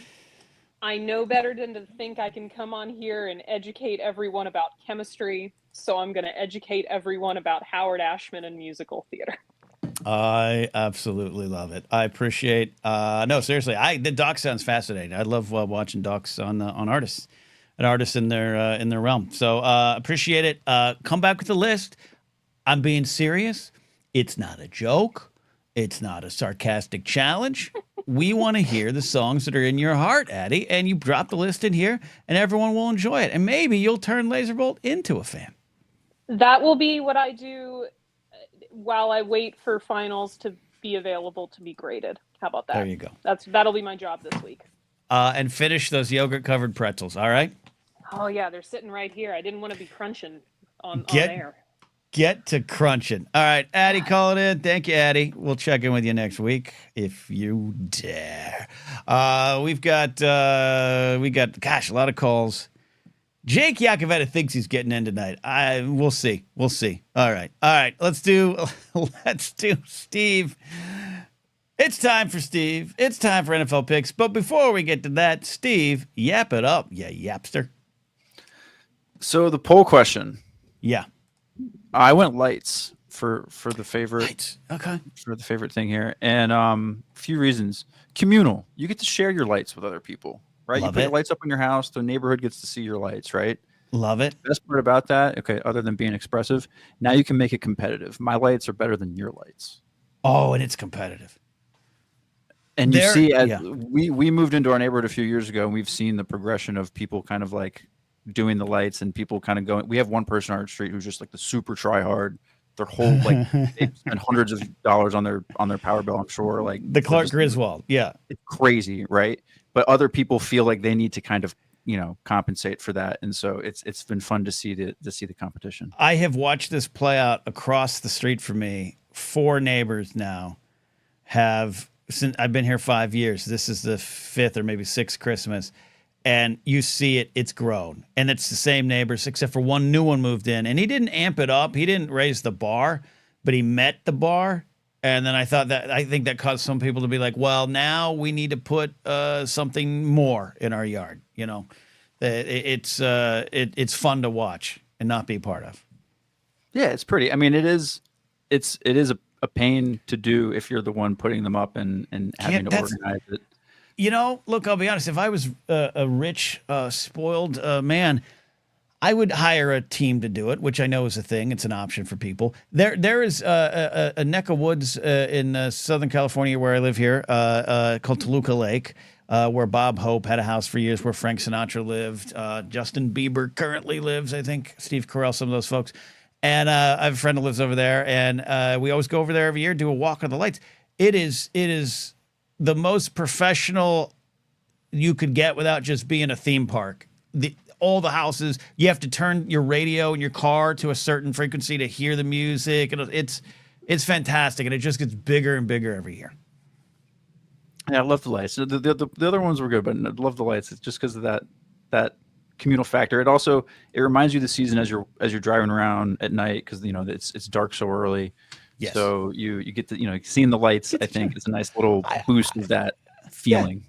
Yeah. Burbank, downtown. I'm not close to downtown, but where I'm at, stretch of land, a road. They bring out the lights and everything. It feels like a little village. Yeah, I like that stuff. I don't want it on my house. That's what I want. All right. So I had one more thing I wanted to address. I had another thing I was thinking of. There was another one of those questions I was going to ask you to kind chocolate? Of ask you at the beginning. And no. My one chocolate take was mint chocolate is overrated, because a few people were saying that. Totally agree with you there. I think Kingsport Cal was one of them. Not a mint chocolate guy, though. I'm sorry you had feelings about that, but I have feelings. Overrated. Okay, fair enough. What are your feelings? Please tell me. I just think I love mint. I'm a mint gum guy. I'm a mint chocolate guy. Give me the little peppermint patties. Give me that kind of stuff. I love mint so stringent that when you take a bite, I go, like I have to catch my breath for a while. I love chocolate mints like that. Mint in itself is not bad. Mint chocolate though, just I don't like mint chocolate chip ice cream. It's a thing. But anyways, look, Steve, we've all sinned and fallen short of the glory of God, so you're okay. I appreciate you're that. Okay. The other thing I wanted to address was just the Wawa versus Sheets talk. Familiar? I think Jared was talking about how much of a Sheets aficionado he is. I mean, it's frozen food heated up in front of you doesn't make it any better just because you can see them doing it. And in my opinion, is the deal with Sheets. Wawa is fresh sandwiches, smoothies. Seems cleaner in general. So yeah, Wawa for life. You know what? We might have to do this. We might actually have to do this soon here. I'll get in contact with Jared. We'll do a segment of Sheets versus Wawa, because what's great is I really truly can't weigh in. I've never stepped foot in either of them, so I could be a pretty good unbiased judge. We might have to. Steve, get your producer hat on. We're gonna think about this. Got it. All right. Let's do it. NFL picks. We do this every week. Steve calls in with 5 key games. I get out the list and see how I did last week. Coming into last weekend, I was 35-25, which is solid. But I don't know what I did. Because point spreads can get me. Dolphins made me happy. Barely. Where are we at, Steve? The Dolphins saved you last week. You were 2-3 for week 14. You're 37-28 for the season. So you're still doing great on the year, but you've stalled a little bit off that hot streak, 2-3 for 2 weeks straight. And what got me did a point spread thing happen on one of them? Yes, the point spread thing happened to you on Kansas City. They were 3.5 point favorite. I think they only won by 2. Yeah. Damn Kansas City. So yeah, 2-3 on the week, but that's okay. You're still 37-28 on the year. We've got the Bills lost that crazy game. I was watching it. Mark Ellis was live in attendance. Crazy game. Love it when the Bills lose. I needed them to win, and they didn't. Yeah, everybody was big on the Bills there, and that was a surprising one. That was a hell of a game too. The case, but going into what week was it? Week 15 we're at now. We are now on week 15. We've got 5 picks for you. 5 big picks. We know where we're going. The last one will be the Dolphins because that's my team. They've been breaking my heart since 1984. But, Steve, what do you got? All right, pick number 1 is Tampa Bay at the LA Chargers. The Chargers are a 3-point favorite at home. Yeah, as much as I want the Chargers to lose, need them to lose for the Dolphins' playoff chances in a way, just muddle that picture up. Tampa Bay traveling cross country. Rams playing with a little hubris. Little gusto in their sails, little wind in their sails. I'm going Rams here today. Chargers. LA Chargers. Got it. Just making sure. All right. Well, it's a shame they're both in the same city now. Give San Diego back the Chargers. We can talk about that some other time, but I totally agree. Game number 2 is Indy at Denver. Denver is a 3.5 point favorite at home. Oh God, I need both these teams to lose because can they tie? Oh, I really need Denver to lose, but this is one of their easier games on the remaining schedule. It's in Denver. In Denver. So they're going to be sucking air. Denver, and it's the Colts going to cover. No, Denver straight away win. All right, taking Denver at home. Game number 3 is a big one. Pittsburgh at Philly. Philly is a 5.5 point favorite. As an Eagles fan, that's a lot of points. I don't love that many. Pittsburgh at Philly. You got your a-hole Phillies fans, if Philly fans, not Phillies. Well, they're probably Phillies fans. And then you got your Yinzers on the other side. What don't they like at halftime or the third quarter? All the Steelers fans break into some weird like Journey song or something. Josh McCouga tells me about it all the time. What's the point spread? 5.5 points. Philly's a 5.5 point favorite. Eagles are going to win. Steelers are going to cover. All right, taking the Steelers on the technicality. I might be overthinking it, but I'm worried. That point spread's been messing my life up. I believe the Eagles are better, but I think the Steelers aren't as bad as you think against these Eagles. I like it. I totally agree there. I think it's going to be a close game. All right, game number 4 is another great one. Buffalo at Detroit. Detroit is a 2.5 point favorite at home. Ooh, where's Roma when you need her now? Laserbolt's in chat. Laserbolt is putting another rack of ribs on the grill right now. Detroit's at home. Favored by what again? Detroit is a 2.5-point favorite. Ah, damn. Oh, man. And the Bills they're probably a little upset. But this is a game that could be a Super Bowl preview. It's a game where two teams have to establish dominance. The Lions need to establish that more. They're at home. I'm going with the Lions, and it's going to be more than that point. The Lions are going to win straight away. All right, taking the Lions. Yeah, 2.5 points. That's totally doable. They win by a field goal. You're good to go. Yeah. Okay. Okay. All right. All right. Here we go. I'm Game ready. number 5. I'm ready for this. As always, Miami at Houston. Houston is a 2.5-point favorite at home. 2.5-point favorite at home. Dolphins pull off the overtime victory. It was a great fourth quarter overtime for the Dolphins, but a bad second and third quarter that was painful to watch. You almost gave Aaron Rodgers the victory. I mean, I can't have that in my house. But the Dolphins won. They need this. They still have room to lose one and still maybe be in the playoff picture, but let's be honest.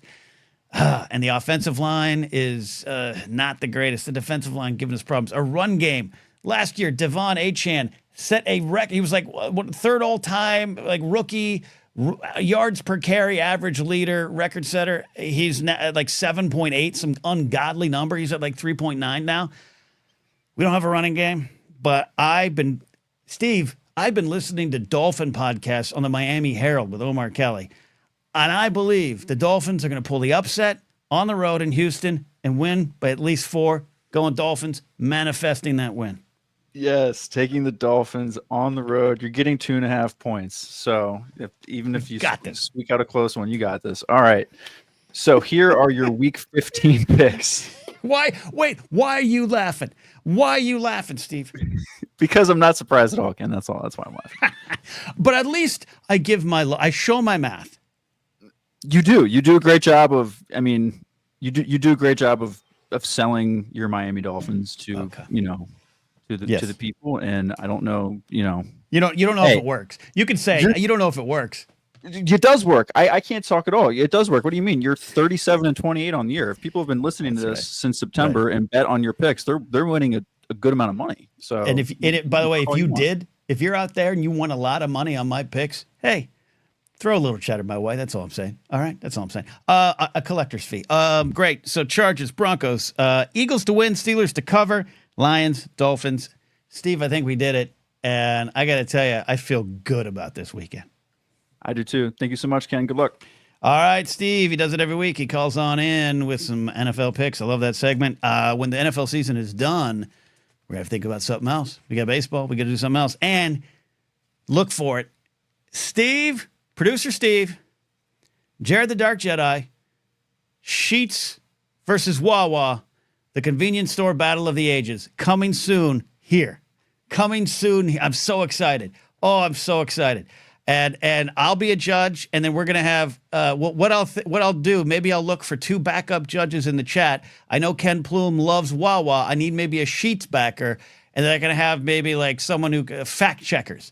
Like if Steve says something, Steve, take notes. We're getting if like Steve says something about Wawa that's like factually incorrect, the Sheets backup, the Sheets advocate could lodge a complaint, and vice versa. Oh my gosh, I'm so excited for this. So excited for this. Okay.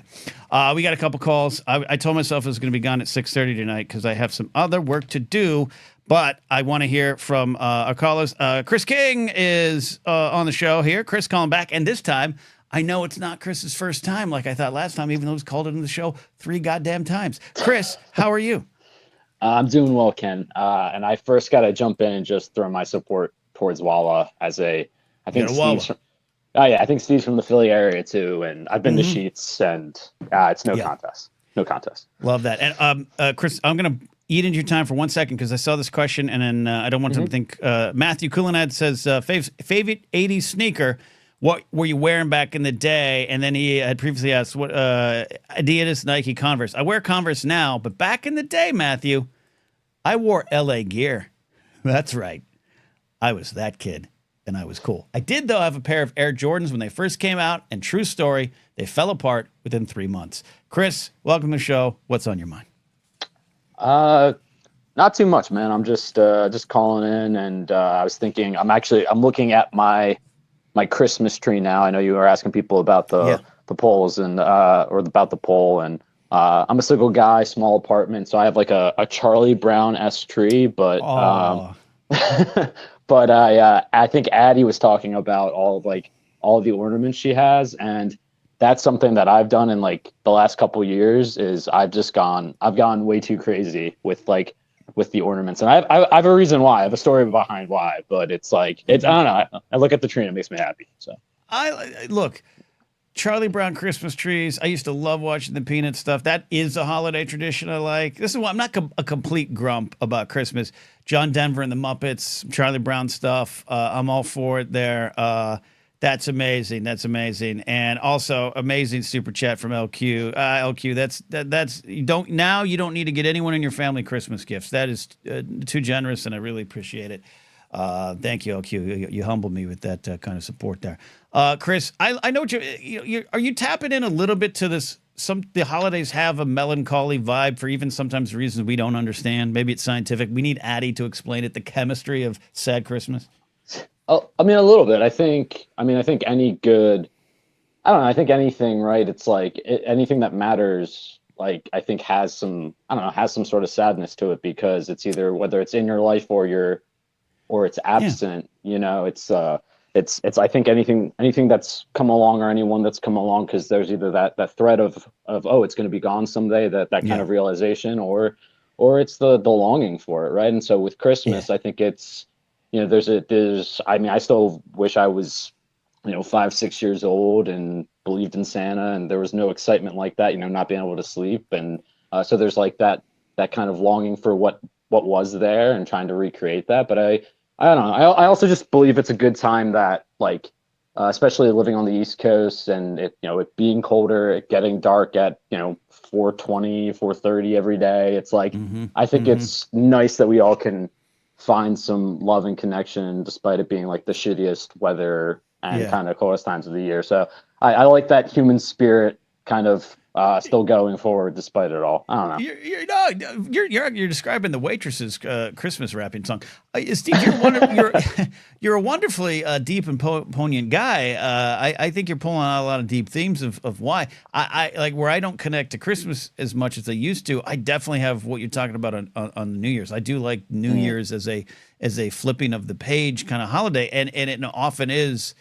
What have we lost? Who did we lose? And I'm talking about from celebrities to family, or jobs to this, or changes or that. This year, I had to say goodbye to a dog unexpectedly that happened in our arms, and I'm going to be thinking about that on December 31st into the 1st. And it is not all sad. It is about moving forward, but it's about processing. So I think you're talking about a lot of wonderful things here, all wrapped up in a Charlie Brown tree.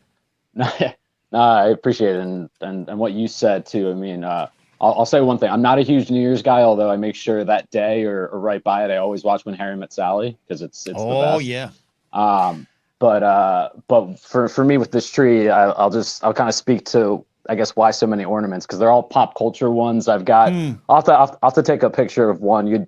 Our Star Wars fans would appreciate it. I got a Grogu and Mando with him taking the mask off. I got a Wicket and Leia ornament. Like I got a lot of really cool, nerdy pop culture ones, and it kind of comes from the fact I lost my mom a little over a year ago to brain cancer, and she was very much a traditionalist. With we had our silver and gold, we had our star in the tree, and I had the Spider-Man ornament growing up that literally the hooks and everything were the webs, and she'd let me hang it up, and she's always like, "Oh, Chris, we're gonna put that in the back of the tree."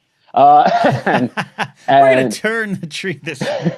Yeah, and so I kind of like to think that she, and even she was still around when I started kind of putting all the nerdy ornaments on it. And she liked that. I kind of like to think she's smiling down at me when I bought 3 or 4 more over the weekend. And it's there's a couple of bulbs on there, right? The traditional stuff, but it's mainly just I'm surrounded by a lot of the things I love. And so every time I look at it too, this was her favorite time of the year. She loved snowmen. I've got some snowmen in my apartment too for her. It's I think it makes me feel closer to her. So You're actually moving me, Chris. I'm moved a little bit by this. See, Addie, I can learn to like holidays I don't gravitate to. No, Steve, I'm paying you the highest compliment I can pay. Ask Alden Diaz. I'm paying you the highest compliment I can tell a human.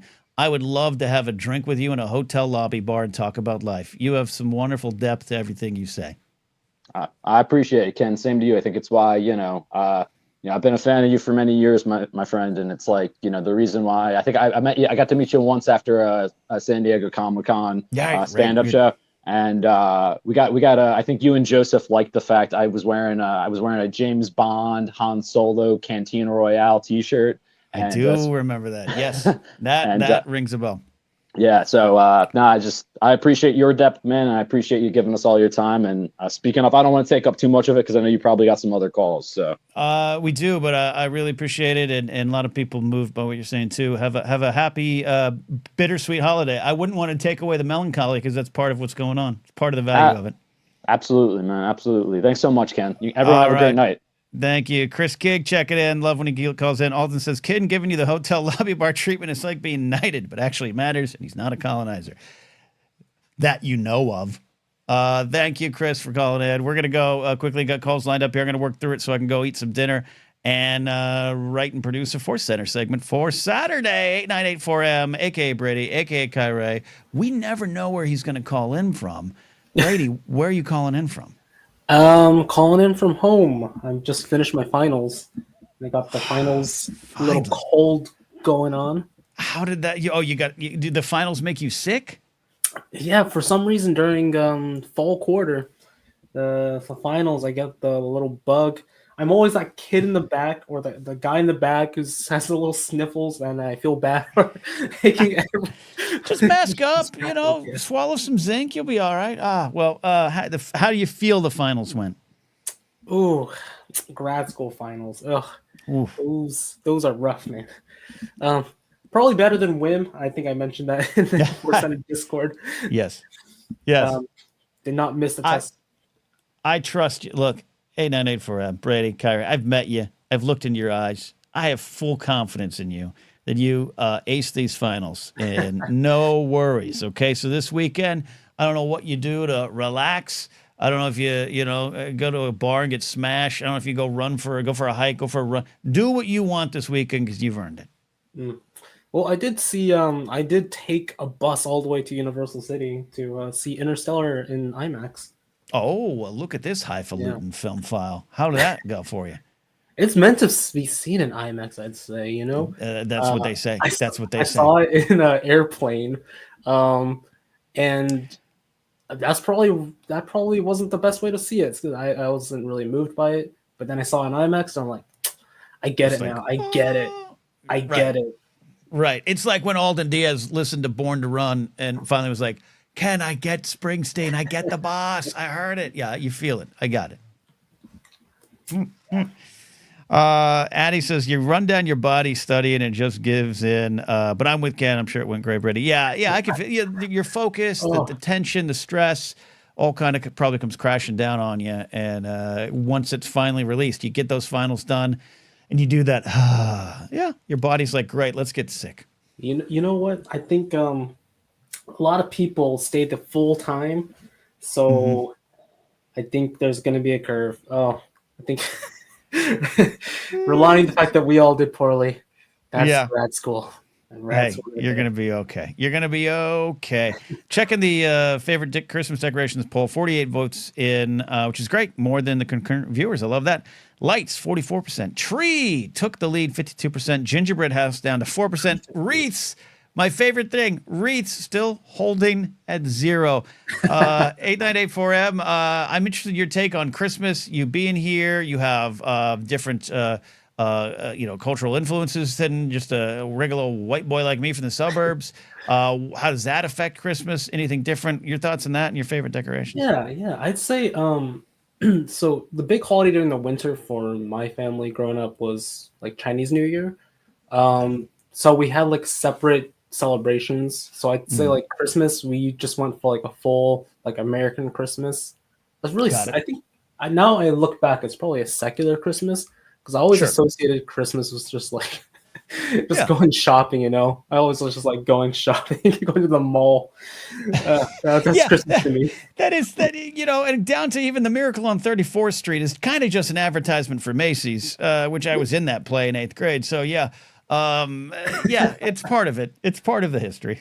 Yeah, whenever I think Christmas, I just think of Macy's, perfume, and the mall Santa Claus. Oh, I love the mall Santa Clauses. They're fascinating. I used to see them on their breaks at the mall. They're fascinating, and that's not even all bad. That's just they're fascinating. And then even my favorite, one of my favorite holiday films, Serendipity, which is a rom-com, but it's a Christmas rom-com. It begins with the pursuit of one Christmas gift that ends up in destiny, serendipitously, making things happen. So yeah, consume. Food-wise, I'm really not making a bad joke, but it's like, Chinese food. I always get Thai food on holidays because it's not, a lot of them are open where other places are closed, and I love that. So in some ways, and I'm talking specifically about Thai food, that's my Thanksgiving food sometimes, and I'm attached to that now, maybe more than some regular Thanksgiving food. Yeah, it makes sense because I grew up in when I moved to LA, I moved to a very Jewish community, and on Christmas Day, it's a tradition to get Chinese food because that's the only restaurant in this side of LA that's open on Christmas, at least traditionally. I think more stores are open on Christmas nowadays. Yeah. But yeah. 2 hour, like kosher Chinese restaurants are a thing, and there's like a 2 hour wait time just to get food. Oh, I imagine it's hot property. It's real estate you got to grab. Get those reservations in October, maybe earlier. And I'm just like, I don't know. 2 hours is too long to wait for food. It's 898 for it's ridiculously long. Grace will tell you. I don't wait. I complain probably to a problematic level of people waiting. If I drive by a restaurant and there's people waiting out, I'm like, what the hell are you doing? There is a gas station nearby with a sandwich at your beck and call. What are you doing waiting for food? Get your reservations or don't wait. Yeah, I mean, like the amount of time you have to wait and the hole in the wallet it causes, that affects your taste buds, Exactly. Like, it doesn't matter how good it is. It's not. You're always gonna think like, "Oh man, my wallet," or like, "Oh man, my time." Yeah. Absolutely. And Ken Plume has a strategy. Get the Chinese food the day before and just reheat it on Christmas. Absolutely love that. And take the time to remind everybody, don't forget, get Ken Plume's book, The Art of DuckTales. You all got to get it. Get the deluxe edition. Go to that link, bit.ly/DuckTales book, and get it. Support a wonderful talent like Ken Plume. What else is on your mind, Brady, before I move on to two explosive calls to end the show? I'm just thinking of who's having a great Christmas or in the rest of the holiday season, and that is Juan Soto. Man, that is an insane contract. So let's a little sports talk here. By the way, I want to highlight my pal Phil Svitek here. The title lied. Seems like you're giving a lot of answers. I don't know if they're working, Phil. I just say things, but maybe I trust you. You're an insightful cat. A little sports talk. I'm a New York Yankees fan. They got to the World Series, but they flopped over in the World Series. The Dodgers beat them pretty handily. But one of the bright spots was Juan Soto, who we had a big trade for last year. 1 year left on his contract. He comes to the Yankees, helps us get the World Series. Great season. Walks and goes to the Mets in the largest contract ever in baseball history. Just beating out Shohei Ohtani. 15 years, 3/4 billion dollars. And I am happy he's gone, Brady. Yeah. At that price, I'm like, I know the Dodgers, my Dodgers were in on the chase, but just like that's 700 more than Ohtani. Here's the thing. He's going to the Mets. Good luck with that. You are not going to win there. I'm telling you, it's going to be another chapter in the Mets history that just doesn't go the way they played or planned or paid for. And, I think there is a problem in baseball more than ever of the haves and have-nots. It's always been present. but it's just gotten worse, and I don't know what to do about it. I don't know. There's no easy answer. The deferment thing is a good strategy, but it's an interesting maybe workaround that's not helping things. But the Yankees did the next day. They give a lot of money, over $200 million, to Max Fried, a pitcher who could blow his arm out by May. Who knows? But I'd rather have Fried. I'd rather pick up Pete Alonso. I'd rather pick up Christian Walker. I'd rather pick up 5 arms instead of the one outfielder for all that money. And yeah, I'm hearing like Cody Bellinger. I mean, former Dodger, great defense. Son of a Yankee. His father, Clay Bellinger. Clay Bellinger was a middle infielder for the Yankees in the early 2000s or late 90s, I should say. And he doesn't have a beard to worry about. No beard. He can just shave. Just shave. Yeah. Well, yeah, that's my thoughts on Juan Soto as a Yankee fan. I loved what he did. I wanted him. I would have been like, yeah, great, we kept him. But it was something. I'll tell you what. If he went to the Dodgers, I would have been upset. If he went to the Red Sox, I would have been worried. He went to the Mets, and that was like. And look, Gary Carter's my favorite baseball player of all time. The Mets catcher after he left it was traded from the Expos, key to the '86 World Series team. I don't dislike the Mets. I think it's good for baseball. The Mets are good, but going to the Mets for that money was like when A-Rod went to the Rangers, and it clearly was for tax purposes. It was like, this wasn't a move. I don't think this was a move of love. I think this was a move of the most money. And Also, and I think he'll pay agent, for it. right? Same agent, right? Yeah, I think so. Boris, probably, yeah. Yeah, man. Well, you got me all worked up, Brady, but I think you helped me work through my Soto stuff. Yeah, he's going to be a DH in no time. Don't worry about it. Ranger Donald says he got $750 million to move across a bridge. 765 he has. Yeah, $765 million to move across a bridge. He did. Good to have Ranger Donald here, by the way. Ranger, we're glad you're here. I know he had some medical struggles, sickness getting the best of you the last couple of weeks, and so happy to have you here. Mr. Boatman in Fortnite, Ranger Donald. Brady, thanks for calling in. Okay, buddy? Yeah, and happy holiday season to you, man. You too as well. 898 for M, aka Brady, aka Kyrie. LQ, again, blown away by your generosity, says, Mets. Catching up with some super chats. By the way, Ken Blue, I owe him a couple bucks, has been calling people mooks, but super chatting along the way. 898 for M, also with a mook of a super chat. Appreciate that.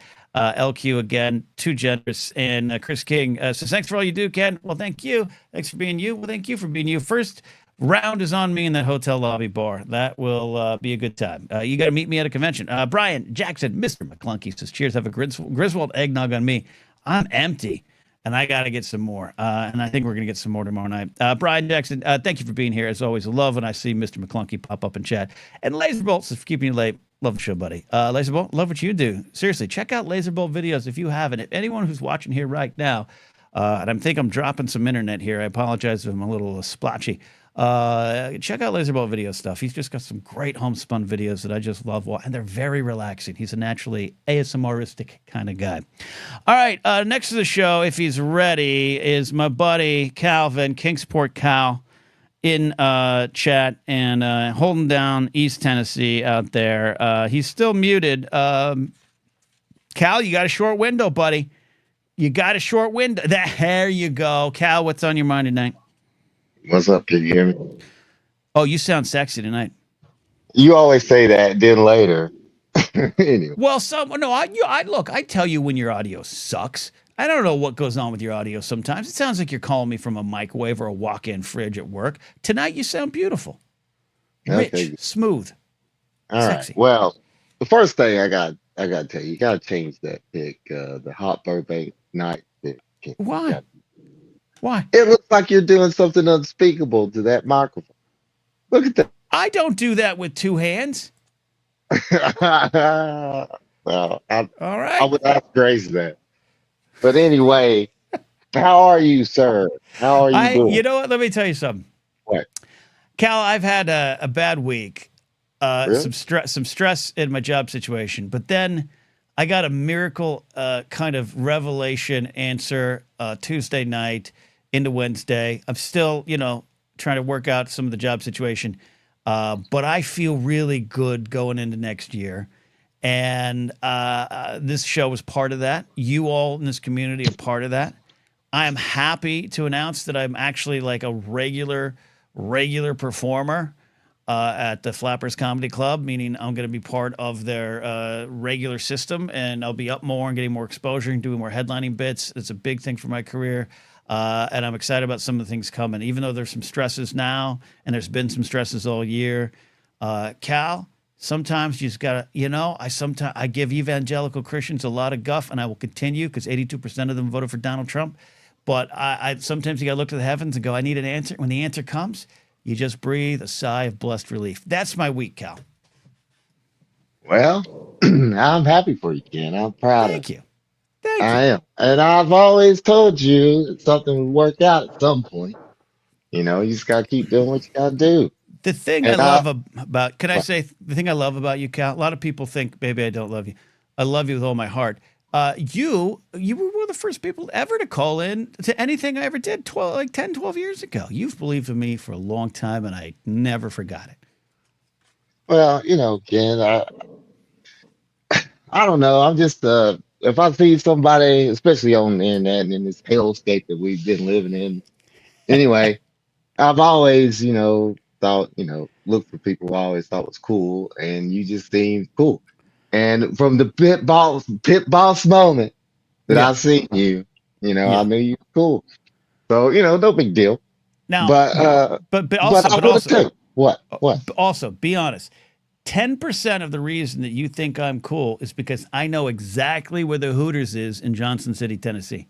Well, that has something to do with it, Ken. Okay, That does have that's something all to I'm do. asking. Well, it That's has all I'm something to asking. do. Well, let me tell you.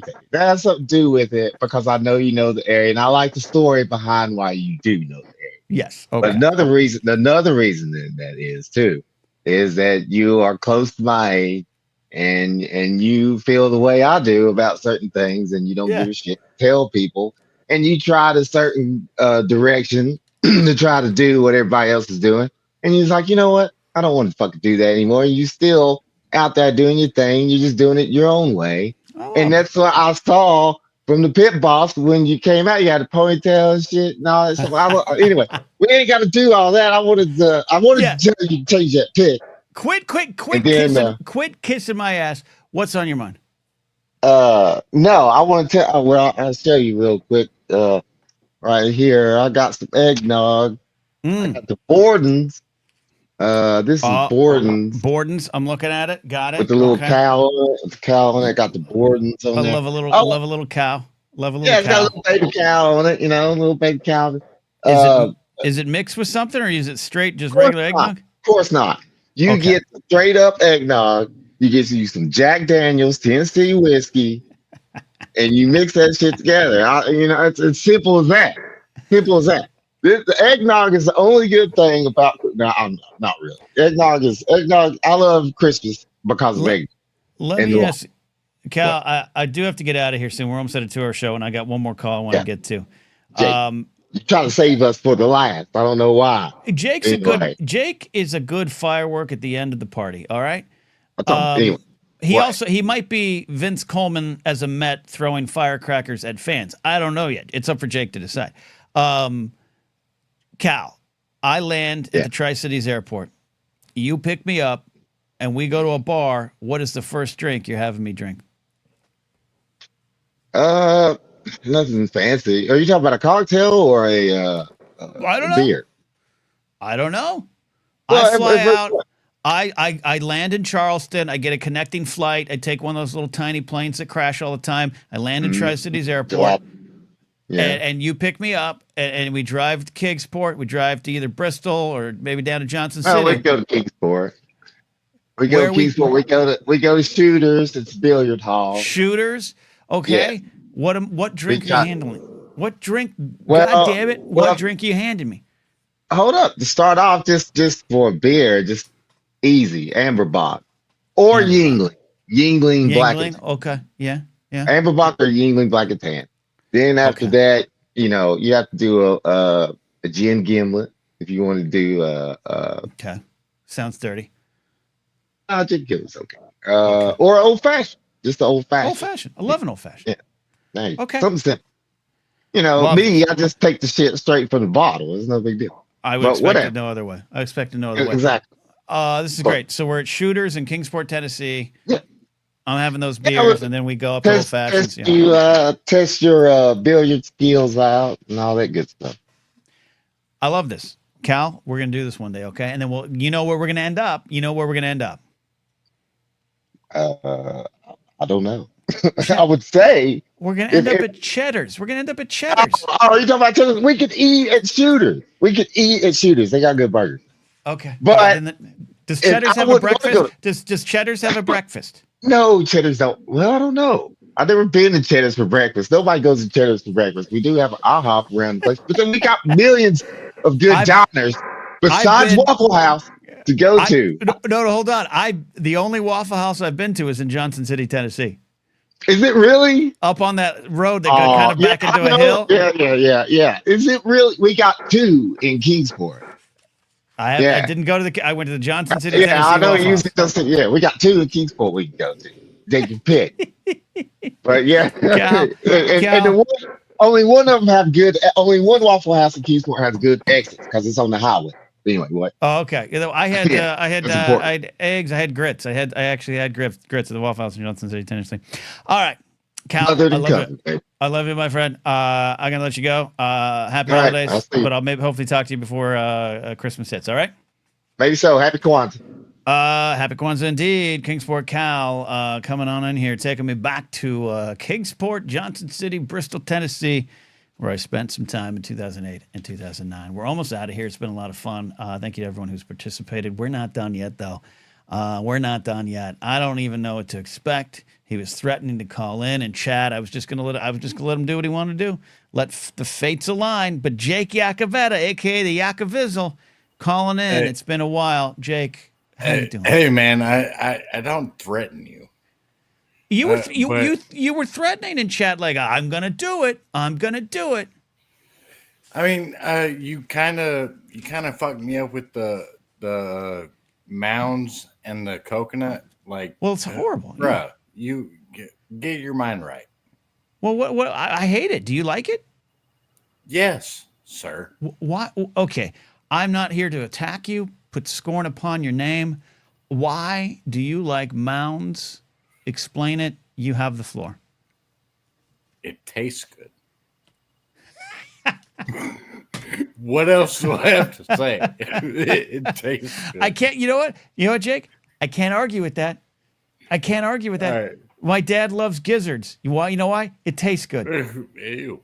No. Ew. Oh no. Okay. Yeah. So my thing, why I wanted to come on here. Yeah.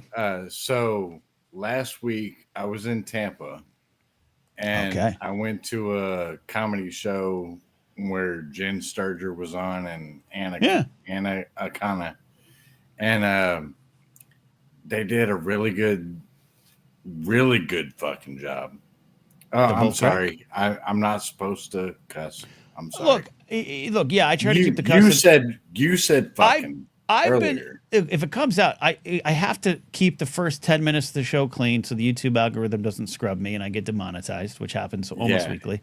But I think the only reason I've put a bucket over you on this curse words is I was like, don't, and you kept doing it not intentionally. I was like, well, I can't have you do that. And let me tell, I can't tell Kingsport Cal no. No, well, I can tell you no. I can tell you no. Anyways, say what you want. No, but the whole thing, I had a whole week in Tampa with my friend Christian Hardesty, and we ended up getting our second matching tattoo. What fueled the decision? Impromptu? What is the tattoo? How drunk were you? I need to know. Go. Tell the story. Okay, so the first one, it was a shot glass that we got. Okay, first one was shot glass because of the Whirl Girls. Got it. Yeah, love it. Because it was me and him that we were always the ones that were like sending in the $100 fucking Streamlabs. I remember. Yeah. I was like, what do I have to do to get Jake to watch my show? I didn't have a show at the time. That's why I was. Yeah. And so this time, we got a stupid ass one. So I mean, it's a butt for. It's a butt for. Mm-hmm. Yes, it's a butt for. Did you what? Huh? You're supposed to ask what is a butt for. What is a butt for? Pooping, silly. Jake Yakavetta, everybody. Jake Yakavetta returns to the show. So no, we actually got tattoos on our asses of the Fantastic Four logo. So when someone says, "What's the butt for?" Yeah. What's the butt for? Pooping, silly. What tattoo shop allowed this? What tattoo shop was like, you two get in here, pull your pants down? It took 17 tattoo shops until someone actually said that they would do it. What time of the night was this? Oh, it was like midnight or something. Like I said I wasn't. Look, bro. LQ captures my spirit. Huh? Yeah. I said I wasn't gonna do it like 17 times. Well, I got so fucking drunk. I was like, okay, let's do it. Yeah, I can see that. I can hear that. Did you say this in the tattoo I just lobby? had to tell you, Ken. Look, Jake, I respect this. There's not a lot of people I know in this world who would have the gumption and the wherewithal to have an idea and follow through with it to this degree. 16, Jake, there's a lesson to be learned here as we begin to close the show. 16 no's. You didn't stop. Most people would have stopped at 2, 3, 5, 10. 16 no's. And on the 17th, you got a yes. That's a life lesson, Jake. That's something we all can take forward in life. In this holiday season, when life gives you a bunch of no's, just wait. Your pants are going to be down, and what you want will happen. Hey, I was cool with the one. Well, there you go. There you go. There you go. Jake, I do have to go. I'm really hungry, and I did want to hear from you, and I like hearing from you. And, I hope you take that to heart.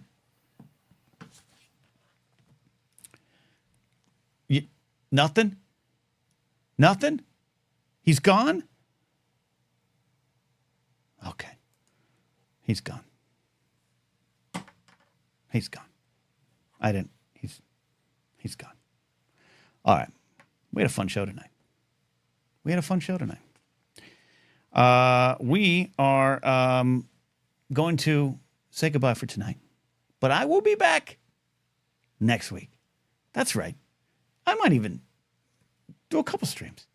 Actually, looking at my calendar, we're going to do a Boxing Day stream. We're not going to do a New Year's Day stream, but we're going to have a lot of fun throughout this month and into the next year. I appreciate you all being a... Addie says, how am I supposed to go to bed now? He vanished. He poofed. We're going to have a lot of fun. I really, truly thank you all for being here. Thank you for the super chats. It really means a lot as I finish my year strong and looking forward to new stuff in the new year. As always, check out the sponsors of the show tonight, Urban Luxury, the Indiegogo campaign from Robert Butler III. Check out that link. Get to it. 6 luxury stories, 1 urban truth. It's a great project that he's putting together. Check out Aaron Alexievich's Shock City graphic novel. Great story, needed in these times. Aaron's a great artist and storyteller. Worked on Invader Zim and a whole lot more.